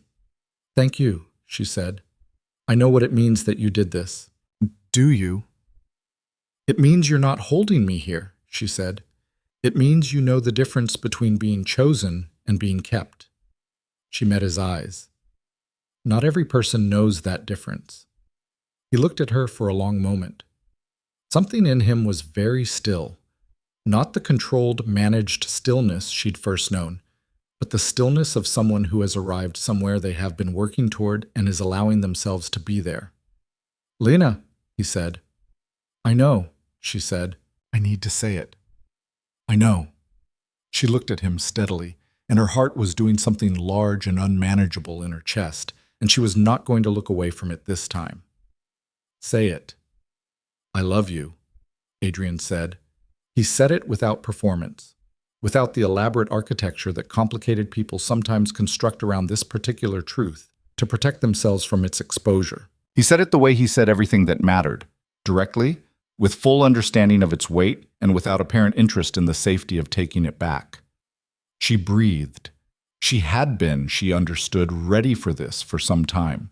Had been ready for it in the morning rituals and the evening conversations and the terrace in the dark and the hand on the railing and the name on a legal document that she hadn't asked for and would never have to return. "I love you too," she said, and it was not a complicated thing in the end. It was the simplest possible sentence, composed of the simplest possible words, and it sat between them on the table with the folder and the documents and the name, Sophia Vieri Hart, and it changed everything the way the most significant changes happen. Not with noise, not with drama, but with the quiet, irreversible quality of a door that has been standing open for weeks, finally, gently, settling into its frame. He reached across the table. She took his hand. Outside, the city went about its business, relentless, indifferent, enormous and ordinary, and full of 10,000 other stories being quietly lived. The spring light came through the tall windows and fell across the table and across their hands, and across the name of a girl who was not yet born, but who was already irrevocably loved. And somewhere across the city, the documentation that would end Ryan Keller's comfortable impunity was moving toward the people who needed to receive it, slow and certain as any consequence arriving at last. And in the penthouse at the top of the meridian, in the city that had once been only cold and indifferent to Lena Hart, the afternoon light held. The word settled into the apartment like weather. Not dramatic, not sudden, but pervasive, changing the quality of the air in every room they entered after that afternoon. "I love you." 3 words that had rearranged the furniture of everything without moving a single physical object, so that the kitchen was the same kitchen, and the window seat was the same window seat, and Mrs. Farrow still appeared with tea at precise and necessary intervals, but all of it was different now in the way that a landscape is different after snow, the same shapes underneath, but covered in something that transformed the light. They did not make a production of it. This was, Lena was learning, one of the fundamental qualities of Adrian Vieri, the absence of performance, the refusal to theatricalize what was real. Some men, having said those 3 words, would have needed the saying of them to be witnessed by the moment, would have required acknowledgement and response, and the particular choreography of a romantic turning point. Adrian simply continued. He came out of the study the next morning and made coffee and sat across from her at the kitchen table and asked how she'd slept and listened to her answer with the full, unhurried attention he brought to every conversation with her. And everything was the same except that the ground beneath it had shifted into something far more solid than it had been before. She had said it back. She knew that she'd meant it. And she knew, watching him stir his coffee without looking at it, reading something on his phone with the slight focused frown he got when something required consideration, that he knew it too, and that was enough for both of them. There was no need to keep saying it to confirm that it had been said. Though he did say it again 3 days later, entirely without occasion, as she was passing through the main room with a glass of water and a book. He said it the way you say something that is simply true, and that you are no longer interested in keeping to yourself. And she said it back the same way, and kept walking to the window seat, and he went back to whatever he'd been reading, and that was that. She was 5 months pregnant and in love with a man whose world she still only partially understood, and the combination of those 2 facts should have been overwhelming. Sometimes it was. She had nights, not many, but real, when she lay awake in the dark and ran through the arithmetic of what she'd committed to, all the variables she couldn't control, and the significant percentage of his life that remained, by necessity or habit, opaque to her. She thought about her daughter, Sophia, already named, already a person in the way that named things are real, in a way unnamed things aren't. And she thought about what she was building around that name, what kind of world she was choosing to place her in. And then morning came, and the ginger tea was there, and Adrian was at the table, and the city was bright outside the tall windows, and she remembered that the world she was building was warm and chosen, and included a person who had counted 23 innocent employees before making a decision, and who had put her daughter's name on a legal document without being asked to. She chose it. Every morning, she chose it again. Met. Ryan Keller's audit began on a Tuesday in late April. Adrian told her at breakfast, the same way he'd been telling her everything, directly, without softening, trusting her to handle the information like an adult, because she'd asked him to, and he'd agreed, and he kept his agreements. The regulatory review formally opened this morning, he said. It'll be reported publicly within a few days once they've made their initial findings. Once it's public, Ryan's ability to use his family's standing as leverage, socially, legally, in terms of the narrative he's been building, that ends. She poured her orange juice. How long will it take? The full audit? Months, potentially, but the impact on his credibility is immediate. Once the story is out there, he turned his coffee cup on the table. People in his circle will start making calculations. She thought about this. Will he know it came from you? He'll suspect, Adrian said. He won't be able to prove it. Will he come after you? Adrian looked at her with the slight, not unkind expression of a man who has been asked if he's concerned about a considerably smaller problem. No. She understood that this was the answer, and that pursuing it further was not going to produce useful information. What about the 23 people? He looked at her steadily. I've been in contact with an employment attorney who specializes in exactly this kind of transition. They'll have 30 days notice minimum, severance aligned with tenure, and 3 of the company's legitimate operations are being absorbed by a separate entity that will maintain all existing positions. She set down her glass. You already arranged that. Last week. Before the audit started. I wanted to make sure it was in place. She looked at him across the kitchen table. This man who moved through the world like a controlled detonation, precise and decisive and occasionally terrifying in his efficiency, who had nonetheless spent what must have been significant time and resources ensuring that 23 people he had never met would not lose their livelihoods because of a decision he'd made to protect the woman sitting across from him eating scrambled eggs. Thank you, she said. You don't need to thank me. I'm doing it anyway, she said. It was becoming something between them. A small, repeated ritual of acknowledgement that he deflected and she offered anyway, because she understood that it mattered even when he said it didn't. He nodded, accepting it. The news about the Keller Company broke on a Friday, and by Saturday afternoon it had made its way through the social channels that Ryan had been using as his primary instruments of narrative control, which had a certain inevitable quality to it, the story overtaking the storyteller. The blogs that had been carrying his implication-heavy content about a woman in a penthouse by dubious means had, by Monday, quietly removed those posts. The attorney who'd filed the welfare check request did not return Adrian's assistant's call about an unrelated matter, which was the efficient language of someone recalculating their associations. Ryan himself called Lena's phone on Sunday. She didn't answer. She looked at the screen for 2 full rings, his name still in her contacts, which she hadn't gotten around to removing, a small oversight that felt suddenly meaningful. And she let it go to voicemail. He didn't leave one. She blocked the number. She stood in the bathroom with her phone in her hand and looked at herself in the mirror. 5 months. Round in a way that she had stopped apologizing for, even internally. Her face fuller than it had been in the winter, her eyes clearer. And she thought about the woman who had stood in a fluorescent-lit convenience store, counting $11 and change, while a man told her she'd gotten fat and fallen apart. She looked nothing like that woman. She looked, she thought, like someone who was in the process of becoming. She set the phone on the counter and went back to the living room where Adrian was reading, and she sat beside him on the couch, not in the chair across, not on the window seat, but beside him, which was itself a new geography they'd arrived at without announcement. And she leaned her head against his shoulder, and he shifted slightly to accommodate her and kept reading, his arm finding its way around her with the natural ease of something that had always been going to happen. He called, she said. I know. He turned a page. I assume you didn't answer. I blocked him. His arm tightened slightly. A single, brief, completely eloquent pressure. Good, he said. Did thought 6 months. Doctor. Reyes used the phrase excellent progress with the satisfied precision of a professional whose expectations were being met, and Lena lay on the examination table and looked at the ceiling and felt the strange, enormous ordinariness of it.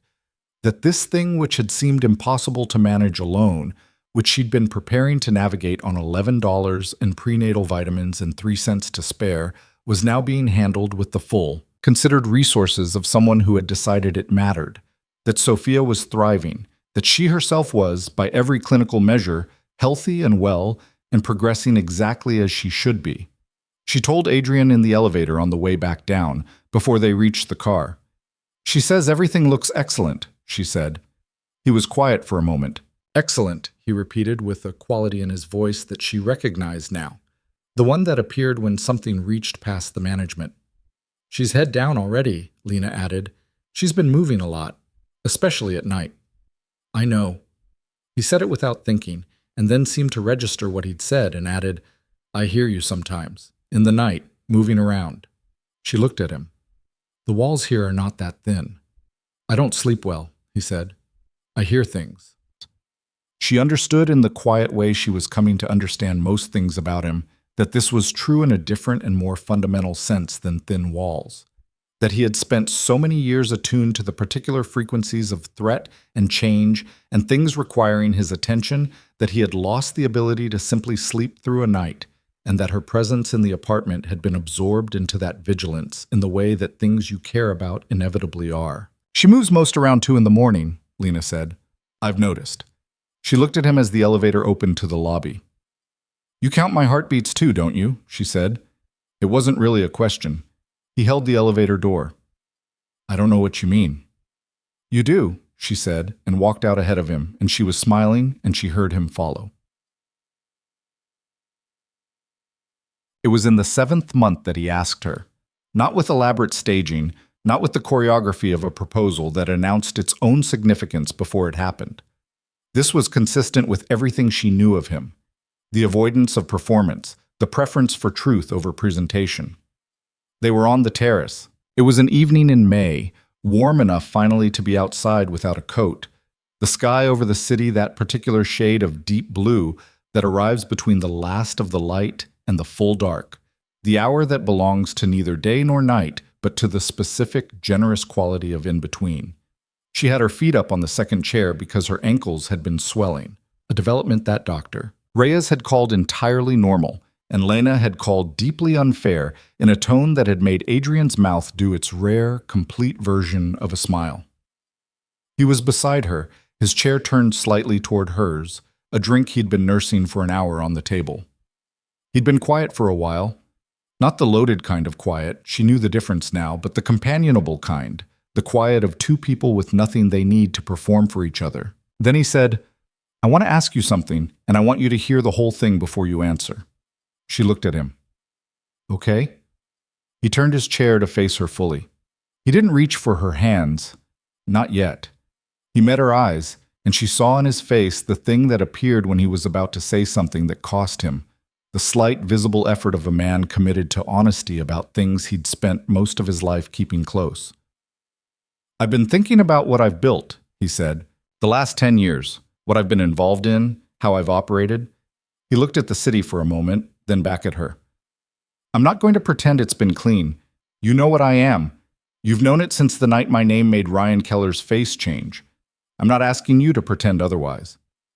She held his gaze. "I know who you are," she said. "I know you do," he said. "What I want to tell you is that I've been making changes. Not for—" He paused, and she could see him refusing the easier version of this sentence. "Not only for you, for myself, for her." He said the last word differently, with a weight that was distinct from everything else, the specific gravity of a man reckoning with the fact of a daughter. "The structures I've been involved in. I've been working with an attorney, a legitimate one, for the last 2 months. Transitioning assets, formalizing the legitimate operations, ending certain relationships that I should have ended a long time ago." She was very still. "It takes time," he said. "It doesn't happen in a month, but I want you to know that it's happening, that I'm not asking you to build a life in something that's going to—" He stopped. "I don't want Sophia to grow up with a father whose name means what mine has meant." His voice was level and entirely unsparing of himself. "I want it to mean something else." She looked at him for a long moment. "How long have you been doing this?" she said. "Since the week after you moved in." She absorbed this. 7 weeks of work, happening in the closed study while she sat on the window seat with her book. 7 weeks of unmade phone calls and redirected resources and the systematic dismantling of an empire that had taken a decade to build, conducted quietly, without announcement, because he'd decided it was the right thing to do. "You didn't tell me," she said. "I wanted to have something real to show you before I made promises about it." He met her eyes. "I don't believe in promising things I don't know I can deliver," she breathed. "Adrian," she said softly, "let me finish." He shifted, and she saw him reach into the pocket of the jacket that had been folded on the chair beside him, and he placed something on the table between them. Small, set in a simple band, the kind of ring that did not announce wealth but announced intention, the kind of thing you chose when you were thinking about the person rather than the impression. She looked at it. "I am not a simple man," he said. "My life is not simple, and it is not finished being complicated, and I cannot promise you that every day is going to be easy. What I can promise you is that I will tell you the truth, that I will protect you and Sophia with everything I have, that I will spend every day being worth the choice you make to be here." He looked at her steadily. "I love you. I have loved you since a terrace 3 months ago when you were the only honest person in a room full of people performing for each other. I want to marry you, not because of Sophia, though she is reason enough for 100 things, but because you are the first person I have ever known who made me want to be in the same room at the end of the day. Every day." The terrace was very quiet. Below them, the city moved with its ordinary, oblivious machinery. Around them, the blue hour held its light.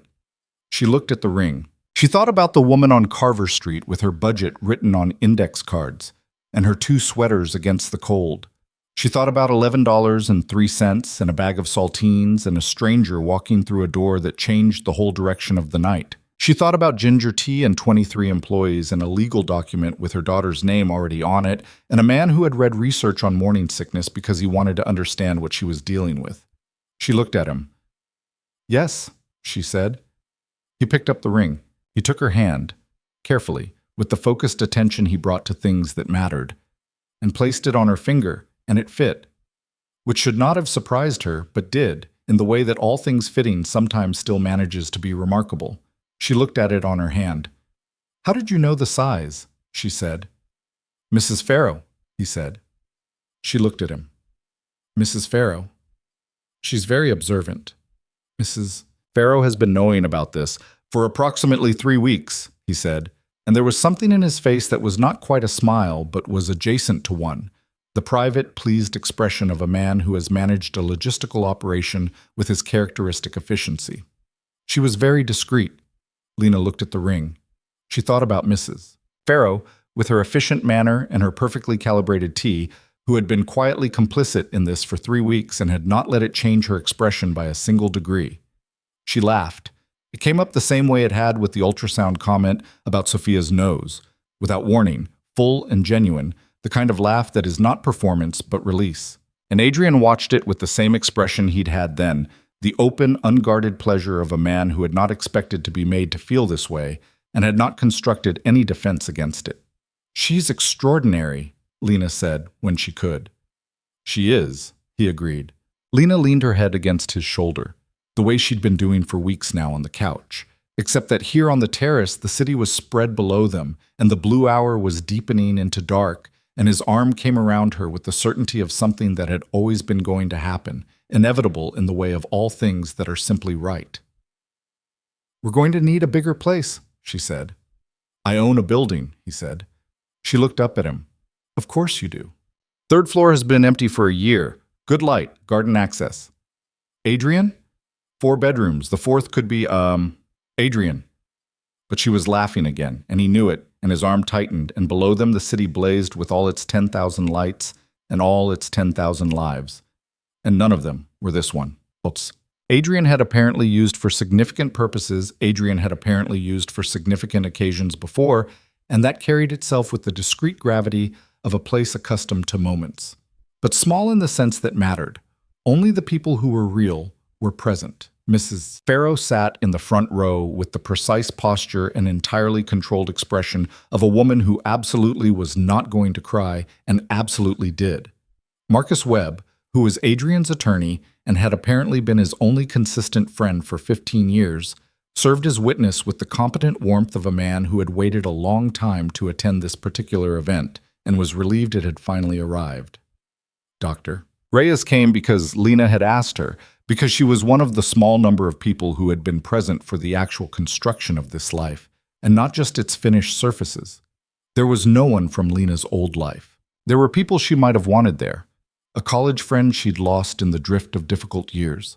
Her mother, who had died when she was 20, and whose absence was a constant low note she'd learned to carry.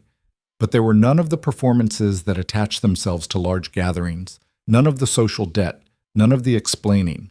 Just the people who knew, just the room and the light and the slight pressure of Adrian's hand when she took it. The officiant, a judge of Marcus's acquaintance, read the standard language, and they gave their answers, and the room held the particular quality of a moment being marked by witnesses who understood its weight. When it was done, when the judge said what judges say at the end, Adrian turned to her with the expression he reserved for the things that had gotten past his management, the things that were simply too true to be controlled, and he held her face in his hands with the specific, reverent care of someone handling something they know the precise value of.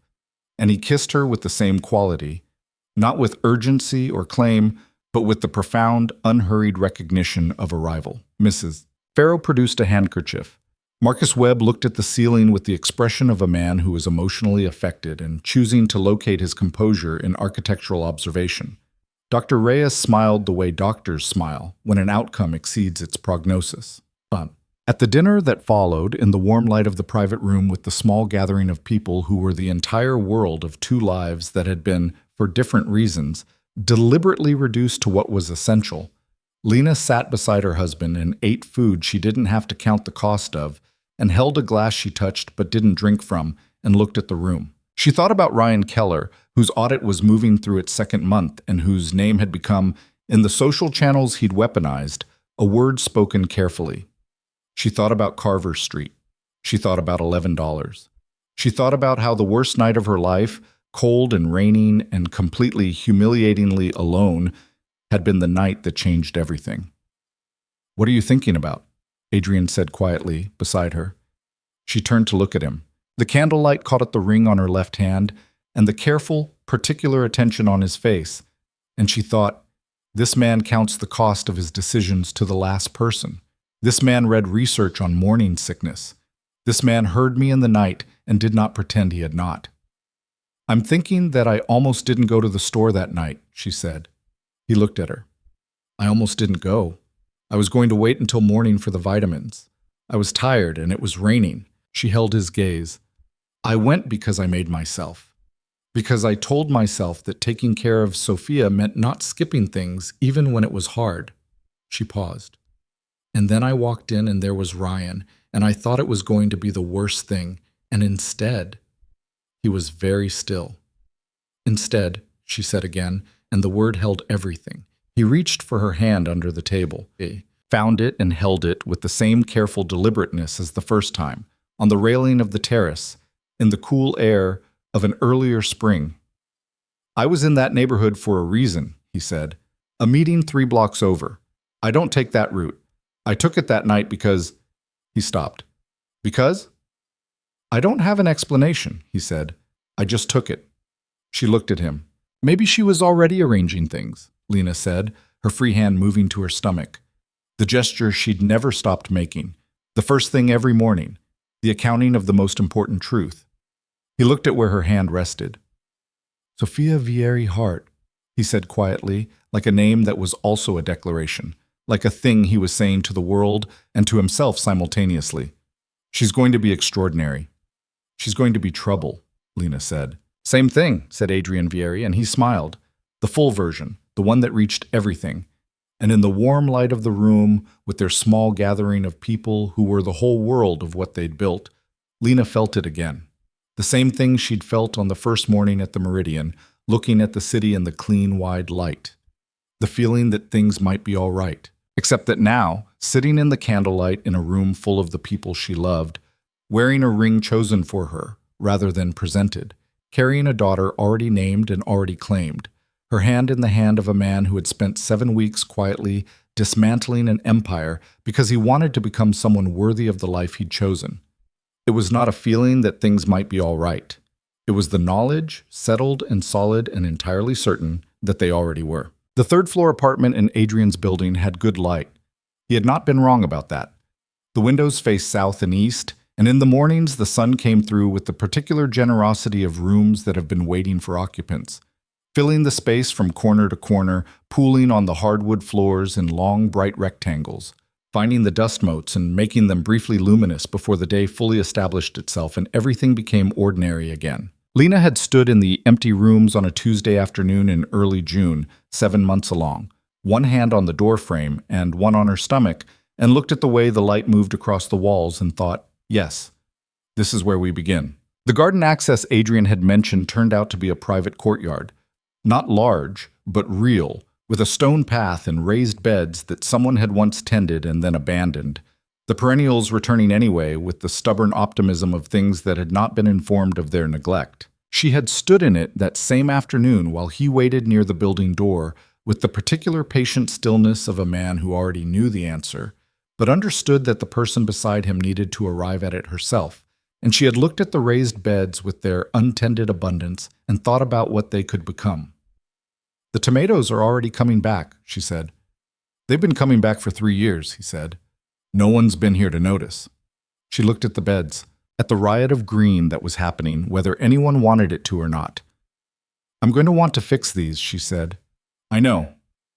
I'm going to want to plant things." "I know. Sophia is going to have dirt under her fingernails before she can walk."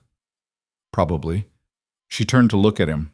He was standing with his jacket over one arm and his face in the afternoon light, and he was watching her with the expression that was only ever for her, the open, unmanaged one, the face he had before he'd learned to keep it. And she thought, not for the first time and not for the last, how did I get here from there? How does a woman go from $11 to this?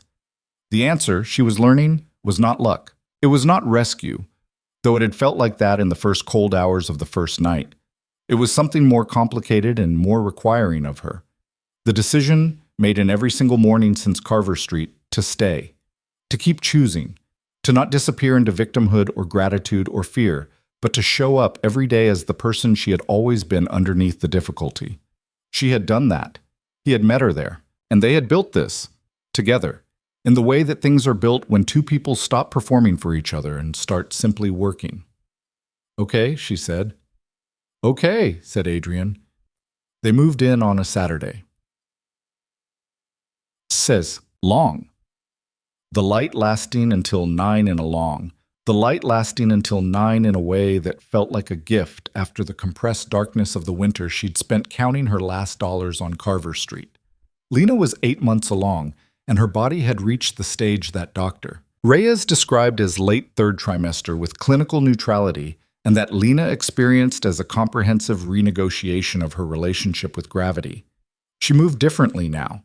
Not badly, not with the heavy, defeated quality she'd feared pregnancy might become, but with the particular careful deliberateness of someone carrying something irreplaceable and fully aware of it. She slept on her left side with a pillow arranged precisely, a system she'd developed over weeks of trial that Adrian had observed and quietly ensured was reproduced exactly every night, which she had caught him doing once and chosen not to comment on because some things were too tender to survive being named. She had been, in the weeks since the wedding, completing the architecture of the new apartment, making it theirs in the small, cumulative ways that empty rooms become homes. The placement of the framed photograph of her mother on the shelf in the main room, the arrangement of her books alongside his in the study that they'd agreed would be shared, the ceramic mug with the chipped handle given its particular place in the kitchen cabinet, alongside the matched set that had been there when they moved in, a small, deliberate assertion that the imperfect and the whole could share the same shelf.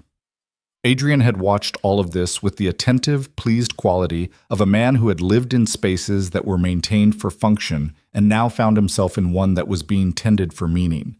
He did not rearrange the things she placed. He added to them, quietly, without announcement, so that she would discover the addition rather than be presented with it. A small succulent on the windowsill above the kitchen sink because she'd mentioned once, in passing, that she'd always killed houseplants and felt guilty about it. And he'd said nothing, and 3 days later there was the succulent with a handwritten note from the nursery explaining that it required water approximately once a week and would survive most forms of neglect. A book on the bedside table that he'd finished and thought she'd want, placed spine up so she'd see the title. The window seat in the main room, reinstalled with a cushion that matched nothing deliberately and everything accidentally. The specific improbable rightness of chosen things. She had found the note about the succulent and read it twice and folded it and put it in the drawer of her bedside table where she kept the ultrasound printout and the original document with Sophia's name on it. She was keeping a record, she understood, of the evidence of being loved. Marcus Webb came to dinner on the last Thursday of June. He was, as always, competent and warm and precise in the way of someone who had been useful for so long that usefulness had become his primary mode, who defaulted to practical when uncertain, and whose humor arrived in dry, unannounced intervals that took you by surprise every time because he always looked like he was about to say something reasonable. He had brought wine for Adrian and sparkling grape juice with a bow on it for Lena, which had made her laugh and made Adrian regard him with the slightly exasperated tolerance of a 15-year friendship. "I've been reviewing the final transition documents," Marcus said after dinner, with his sparkling water in hand, while Adrian and Lena sat on the couch and the evening came in through the windows. "The last of the legacy structures formally dissolve at the end of next month. What you're left with is clean." He said the word with specific emphasis. "The consulting firm, the property portfolio, the hospitality interests. All above board, all auditable, all genuinely, completely, unremarkably legitimate." Adrian said nothing for a moment. He turned his glass slightly on the table. "And the other matter?" he said. "The Keller audit." Marcus nodded. "Concluded last week. The findings resulted in a substantial financial penalty. The company's been restructured significantly. His father has stepped back from operations." He glanced at Lena. "Ryan specifically has been removed from any formal role. The family's standing in the circles he was using." He made a brief, conclusive gesture. "The infrastructure of his influence has been, let's say, significantly revised." Lena thought about Ryan. She had not thought about him in a while, not since blocking his number, not since the welfare check had been quietly closed, not since the audit began and his noise had simply stopped, like a machine that runs down when its power source is removed. She realized, sitting there, that she felt almost nothing about it. Not satisfaction, not residual anger. Something closer to the feeling you have when a persistent headache finally ends. Not joy, exactly, but the clean, unremarkable relief of its absence. "And the 23 people?" she said. Marcus looked at her with the slight approving quality of someone who had been told about this question and was pleased to be asked it in person. "All retained," he said. "The 3 legitimate operations are running under new management. Payroll has been consistent throughout the transition. Health benefits maintained." He paused. "Actually, better than maintained. The new management structure included a review that revealed several positions had been underpaid relative to market for years. Those have been corrected." She looked at Adrian. "That was Marcus's recommendation," Adrian said. "It was Adrian's instruction," Marcus said, and he said it with the flat certainty of someone correcting the record. And Adrian did not argue, which was itself the argument. She looked at her husband, who was watching the middle distance with the studied neutrality of a man who had done something right and did not wish to be credited for it, which was so fundamentally characteristic of him that she felt the full, complicated tenderness of knowing someone well enough to recognize their particular silences. "Thank you," she said to both of them. "It was the right thing," Marcus said simply. After Marcus left, they sat together in the quiet of the apartment, the new apartment, with its good light and its courtyard and its shelves of combined books. And the city moved outside the windows with its summer noise, and Lena leaned into Adrian's side and let the weight of the evening settle through her. "It's done," she said. "Most of it," he said. "The last month. And then yes." "How does it feel?" He was quiet for a moment. She felt his chest move with a slow breath. "Like putting something down," he said. "Something I'd been carrying for so long that I'd stopped noticing the weight." A pause. "And like standing up straight. For the first time in—" He stopped. "A long time?" she offered. "A long time," he agreed. She pressed her hand to her stomach. Sophia moved. A slow, rolling pressure that had become one of the most familiar and astonishing sensations of her life. That sense of another person's will expressing itself inside your own body. "She's awake," Lena said. He turned slightly, and she took his hand from where it rested on the couch and placed it on her stomach without asking, and held it there. They had done this before. It had become its own ritual, wordless and necessary. And each time she felt the slight change in him when Sophia moved under his palm, the way something in him went very still in the manner of a person receiving something they have not yet found the category for. Sophia moved again. "She's been doing that all day," Lena said. "More than usual." Dr. Reyes said that's normal at this stage. "I know, she's out of room and she knows it." Lena smiled. "She's impatient." "She gets that from you," Adrian said. I'm not impatient. You made me tell you about the audit before I was ready. That was being informed." She looked up at him. "Completely different." He looked down at her with that expression, the complete one, the undefended one, and said nothing, which was the sound of a man who was right, and knew it, and had learned that with this particular woman the knowing was sufficient, and the saying was not always required. She laughed, and he did too, and Sophia moved again under their joined hands, and outside the summer evening held its long light, and the apartment was warm around them with all the accumulated warmth of things that had been chosen rather than fallen into, built rather than found. Her water broke at 11:47 in the evening on the 3rd of July. She knew it immediately. There was no uncertainty, no, the way it is in the movie's ambiguity of wondering if this was the moment. It was unmistakably the moment, announced with the body's characteristic directness, and she sat up in bed in the dark and said, entirely calmly, "Adrian." He was awake before she finished saying his name.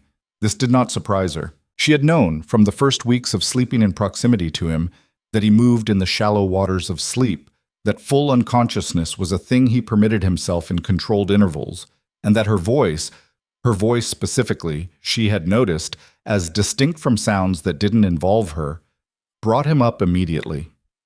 "It's time," she said. He was already moving, not with panic. She would not have wanted panic, and she understood that he was not capable of it in the conventional sense, that his response to urgency was always a deepening of his particular composure rather than a fracturing of it. He was dressed before she'd made it to the edge of the bed. He had the hospital bag, packed for 3 weeks, positioned by the bedroom door with the advanced preparation of someone who had been waiting for exactly this and was going to be ready for it, before she was standing. "Contractions?" he said. "Not yet, just..." She steadied herself on the bedpost. "It just happened." "Okay." He was at her side, his hand on her back, not gripping, just present, the specific warm pressure of someone who intended to remain exactly where they were. "We go now." "I need to..." "We go now," he said gently. "You have everything you need." She looked at him in the dark of the bedroom, the face she knew, the face she'd watched become known over 5 months of mornings and evenings and every kind of ordinary, extraordinary day between them. And she thought, yes, I have everything I need. "Okay," she said. "Okay," said Adrian. The drive to the hospital had the quality of being outside time, the night city moving past the windows with its strange, specific beauty, the way everything familiar looks different at midnight, all the usual landmarks stripped of their daytime context and returned to their essential forms, just light and shape and distance. Adrian drove. He had dismissed the driver without explanation and gotten behind the wheel himself, which she understood. This was not something to be witnessed from the back seat, mediated by glass and profession. He drove the way he did everything that mattered, with complete, focused attention, not fast but certain, every movement deliberate. She called Dr. Reyes from the car. 8 months and 3 weeks, she said, when Dr. Reyes answered on the second ring with the practiced alertness of someone who had left specific instructions to be called regardless of hour. "Water broke 11 minutes ago. No contractions yet." "I'll meet you there," Dr. Reyes said. "How are you feeling?" "Ready," Lena said. And she was. She realized, genuinely ready. Not just in the hospital bag-packed, route-planned, birth-plan filed sense of ready, but in the deeper sense, the sense that had been building for 8 months and 5 months of those in this particular life, this chosen warmth. She had been preparing to become Sophia's mother since before she knew Sophia's name, but she had been preparing in the fullest sense, in the sense of becoming someone who could hold this well, since the night the door opened in a convenience store and everything changed. She reached over in the dark of the car and found Adrian's hand on the gear shift. He turned his palm and held hers without looking away from the road. The next 6 hours were the most intense of her life.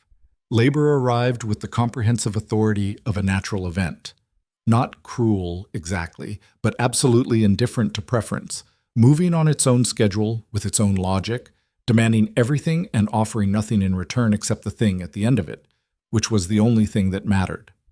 Dr. Reyes was there when they arrived, and the hospital room was everything it needed to be.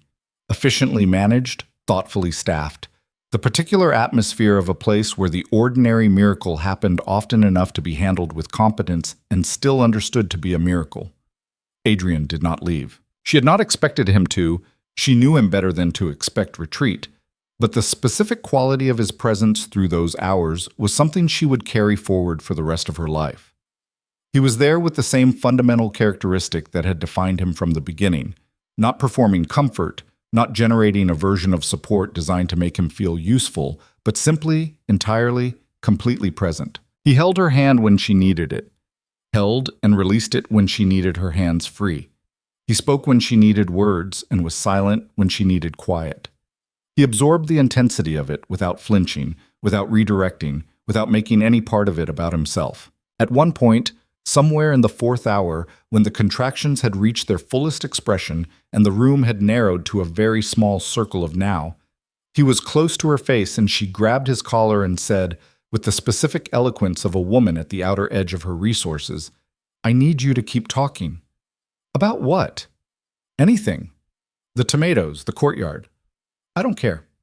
He talked about the courtyard. He described in the low, even voice she had first heard in the rain outside a convenience store and would hear for the rest of her life the plans he'd been developing for the raised beds, the specific varieties he'd been looking into, which he'd apparently actually researched, because of course he had, because he researched things he cared about, and the stone path he thought could be extended to reach the south wall where the light was best, and the small table and 2 chairs he'd been considering for the corner that caught the evening sun.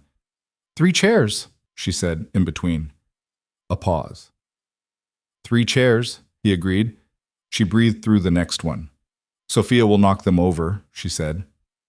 "Probably. We'll need ones that stack."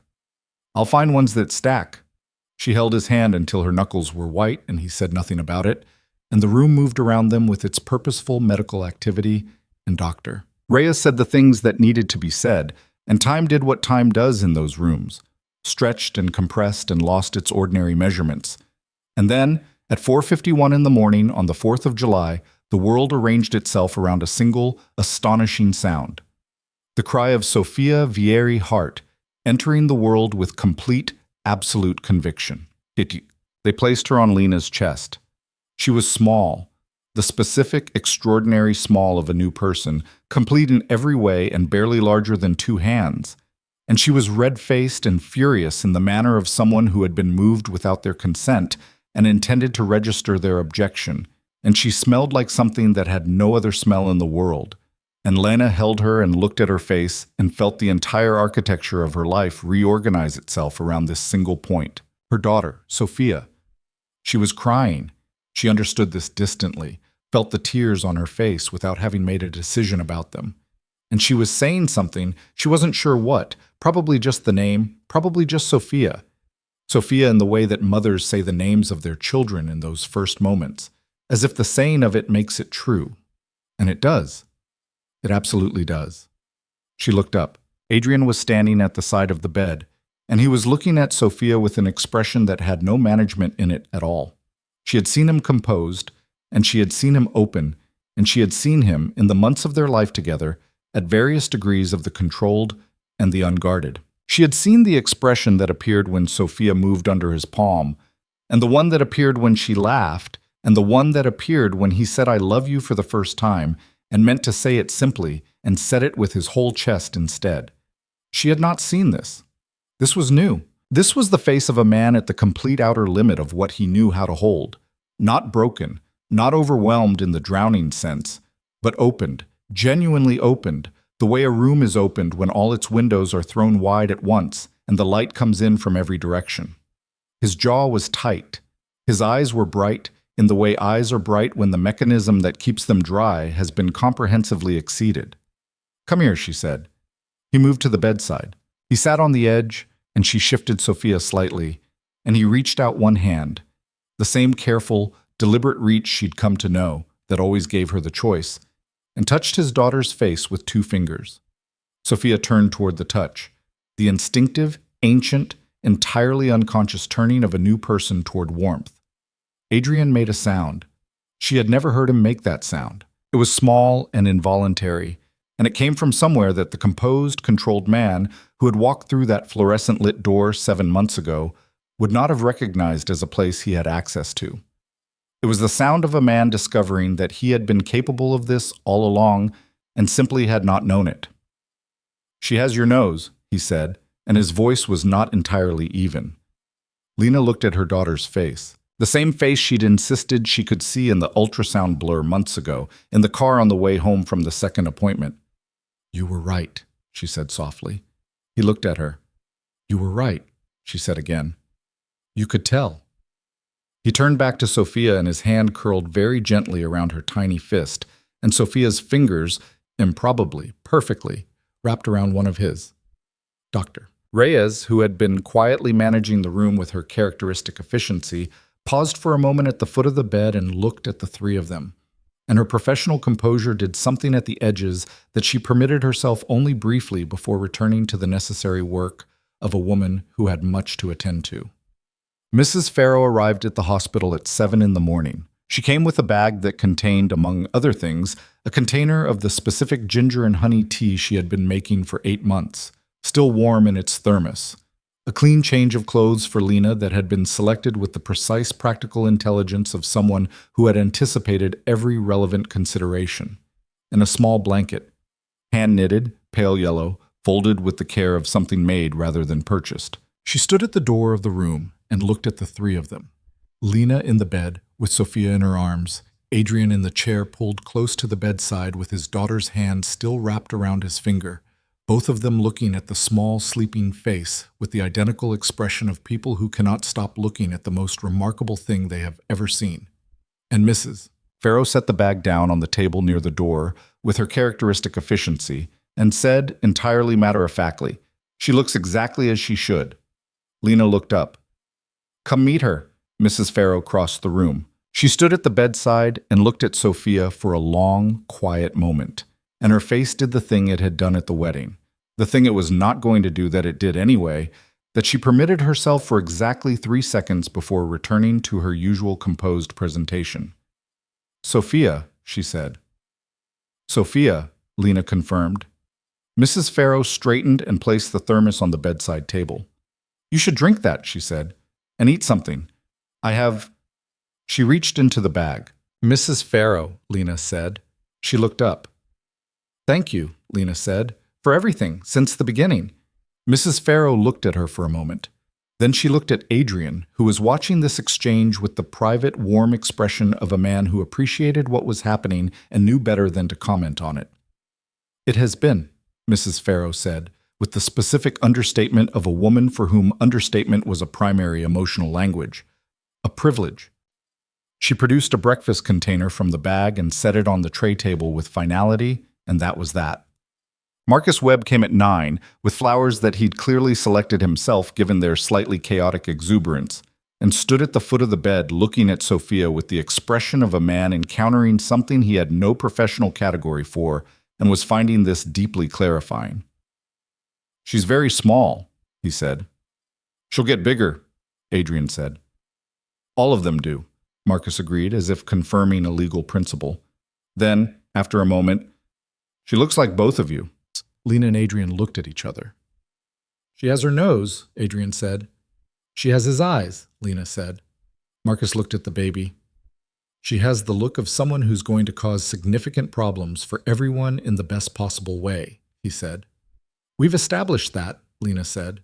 Marcus set the flowers on the windowsill where the morning light caught them, and he looked at Adrian with 15 years of friendship in his face, all the things that didn't need to be said because they'd been understood for a long time, and the one thing that today made newly specific, and he said, Well done. It was addressed to both of them. Lena understood that. But the particular weight of it landed on Adrian, and Adrian received it with the slight nod of a man accepting something real, something that had been a long time coming, something he had not been certain, for most of those 15 years, he would ever arrive at. Thank you for being here, Adrian said. I wouldn't be anywhere else, Marcus said. Dad. They brought Sophia home 2 days later. The third-floor apartment with its good light was ready for her. The fourth bedroom arranged with the careful attention of two people who had disagreed pleasantly about several specifics and reached excellent compromises on all of them, and who had spent an evening, late in the 8th month, sitting on the floor of that room surrounded by furniture pieces and assembly instructions and a growing agreement that the instructions were poorly written, talking about everything and nothing while the city made its night sounds outside. Lena had painted one wall herself, pale green, the color of something just beginning, the color of the raised beds in the courtyard when the perennials first came back after winter. And Adrian had stood in the doorway watching her do it with an expression she'd caught in the reflection of the window and stored alongside all the others. She carried Sophia through the apartment on the first afternoon, introducing her, though that was not exactly the right word, more like confirming her place in the geography of things, showing her the light in each room, the photograph of Lena's mother on the main room shelf, the books spine out on the shared study shelves, the ceramic mug with the chipped handle in its particular place. This is where we are, she told her daughter, without words. This is what we built. This is ours. She stopped at the window that looked out over the courtyard. The raised beds were fully in their summer abundance now. The tomatoes she'd noticed on that first afternoon had climbed their stakes and were producing, red and specific and entirely indifferent to whether anyone was paying attention. The stone path was extended, as promised. A crew had come in the last month and done it, reaching the south wall where the small table stood with 3 chairs, the stackable kind, because she had asked and he had found them. Adrian came to stand beside her. They looked at the courtyard together, the 3 chairs and the abundant beds and the long summer light falling across the stone. We need to plant more things, she said. Tell me what you want, he said. She thought about it. Herbs along the south wall. Basil, rosemary, something Sophia can touch and smell when she's old enough. She shifted the baby slightly. And flowers, not decorative ones. I mean the kind that are messy and real and spread without asking permission. Wildflowers, he said. Wildflowers, she agreed. Sophia made a sound, small, provisional, the sound of someone testing the air of a new world and finding it, so far, acceptable. Lena looked down at her face. The nose that Adrian had identified in an ultrasound blur. The eyes that were still the indeterminate blue of newborns, but that she would watch, over the coming months, resolve into their particular and permanent color. The face that was entirely new and somehow entirely familiar. The face of someone she had not yet met who was already the person she loved most in the world. Hello, she said softly. To Sophia, to the afternoon, to the life she'd arrived at from the most improbable direction.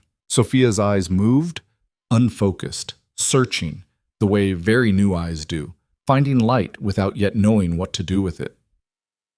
Adrian's hand came to the small of Lena's back, present, warm, the specific pressure she knew the way she knew her own heartbeat.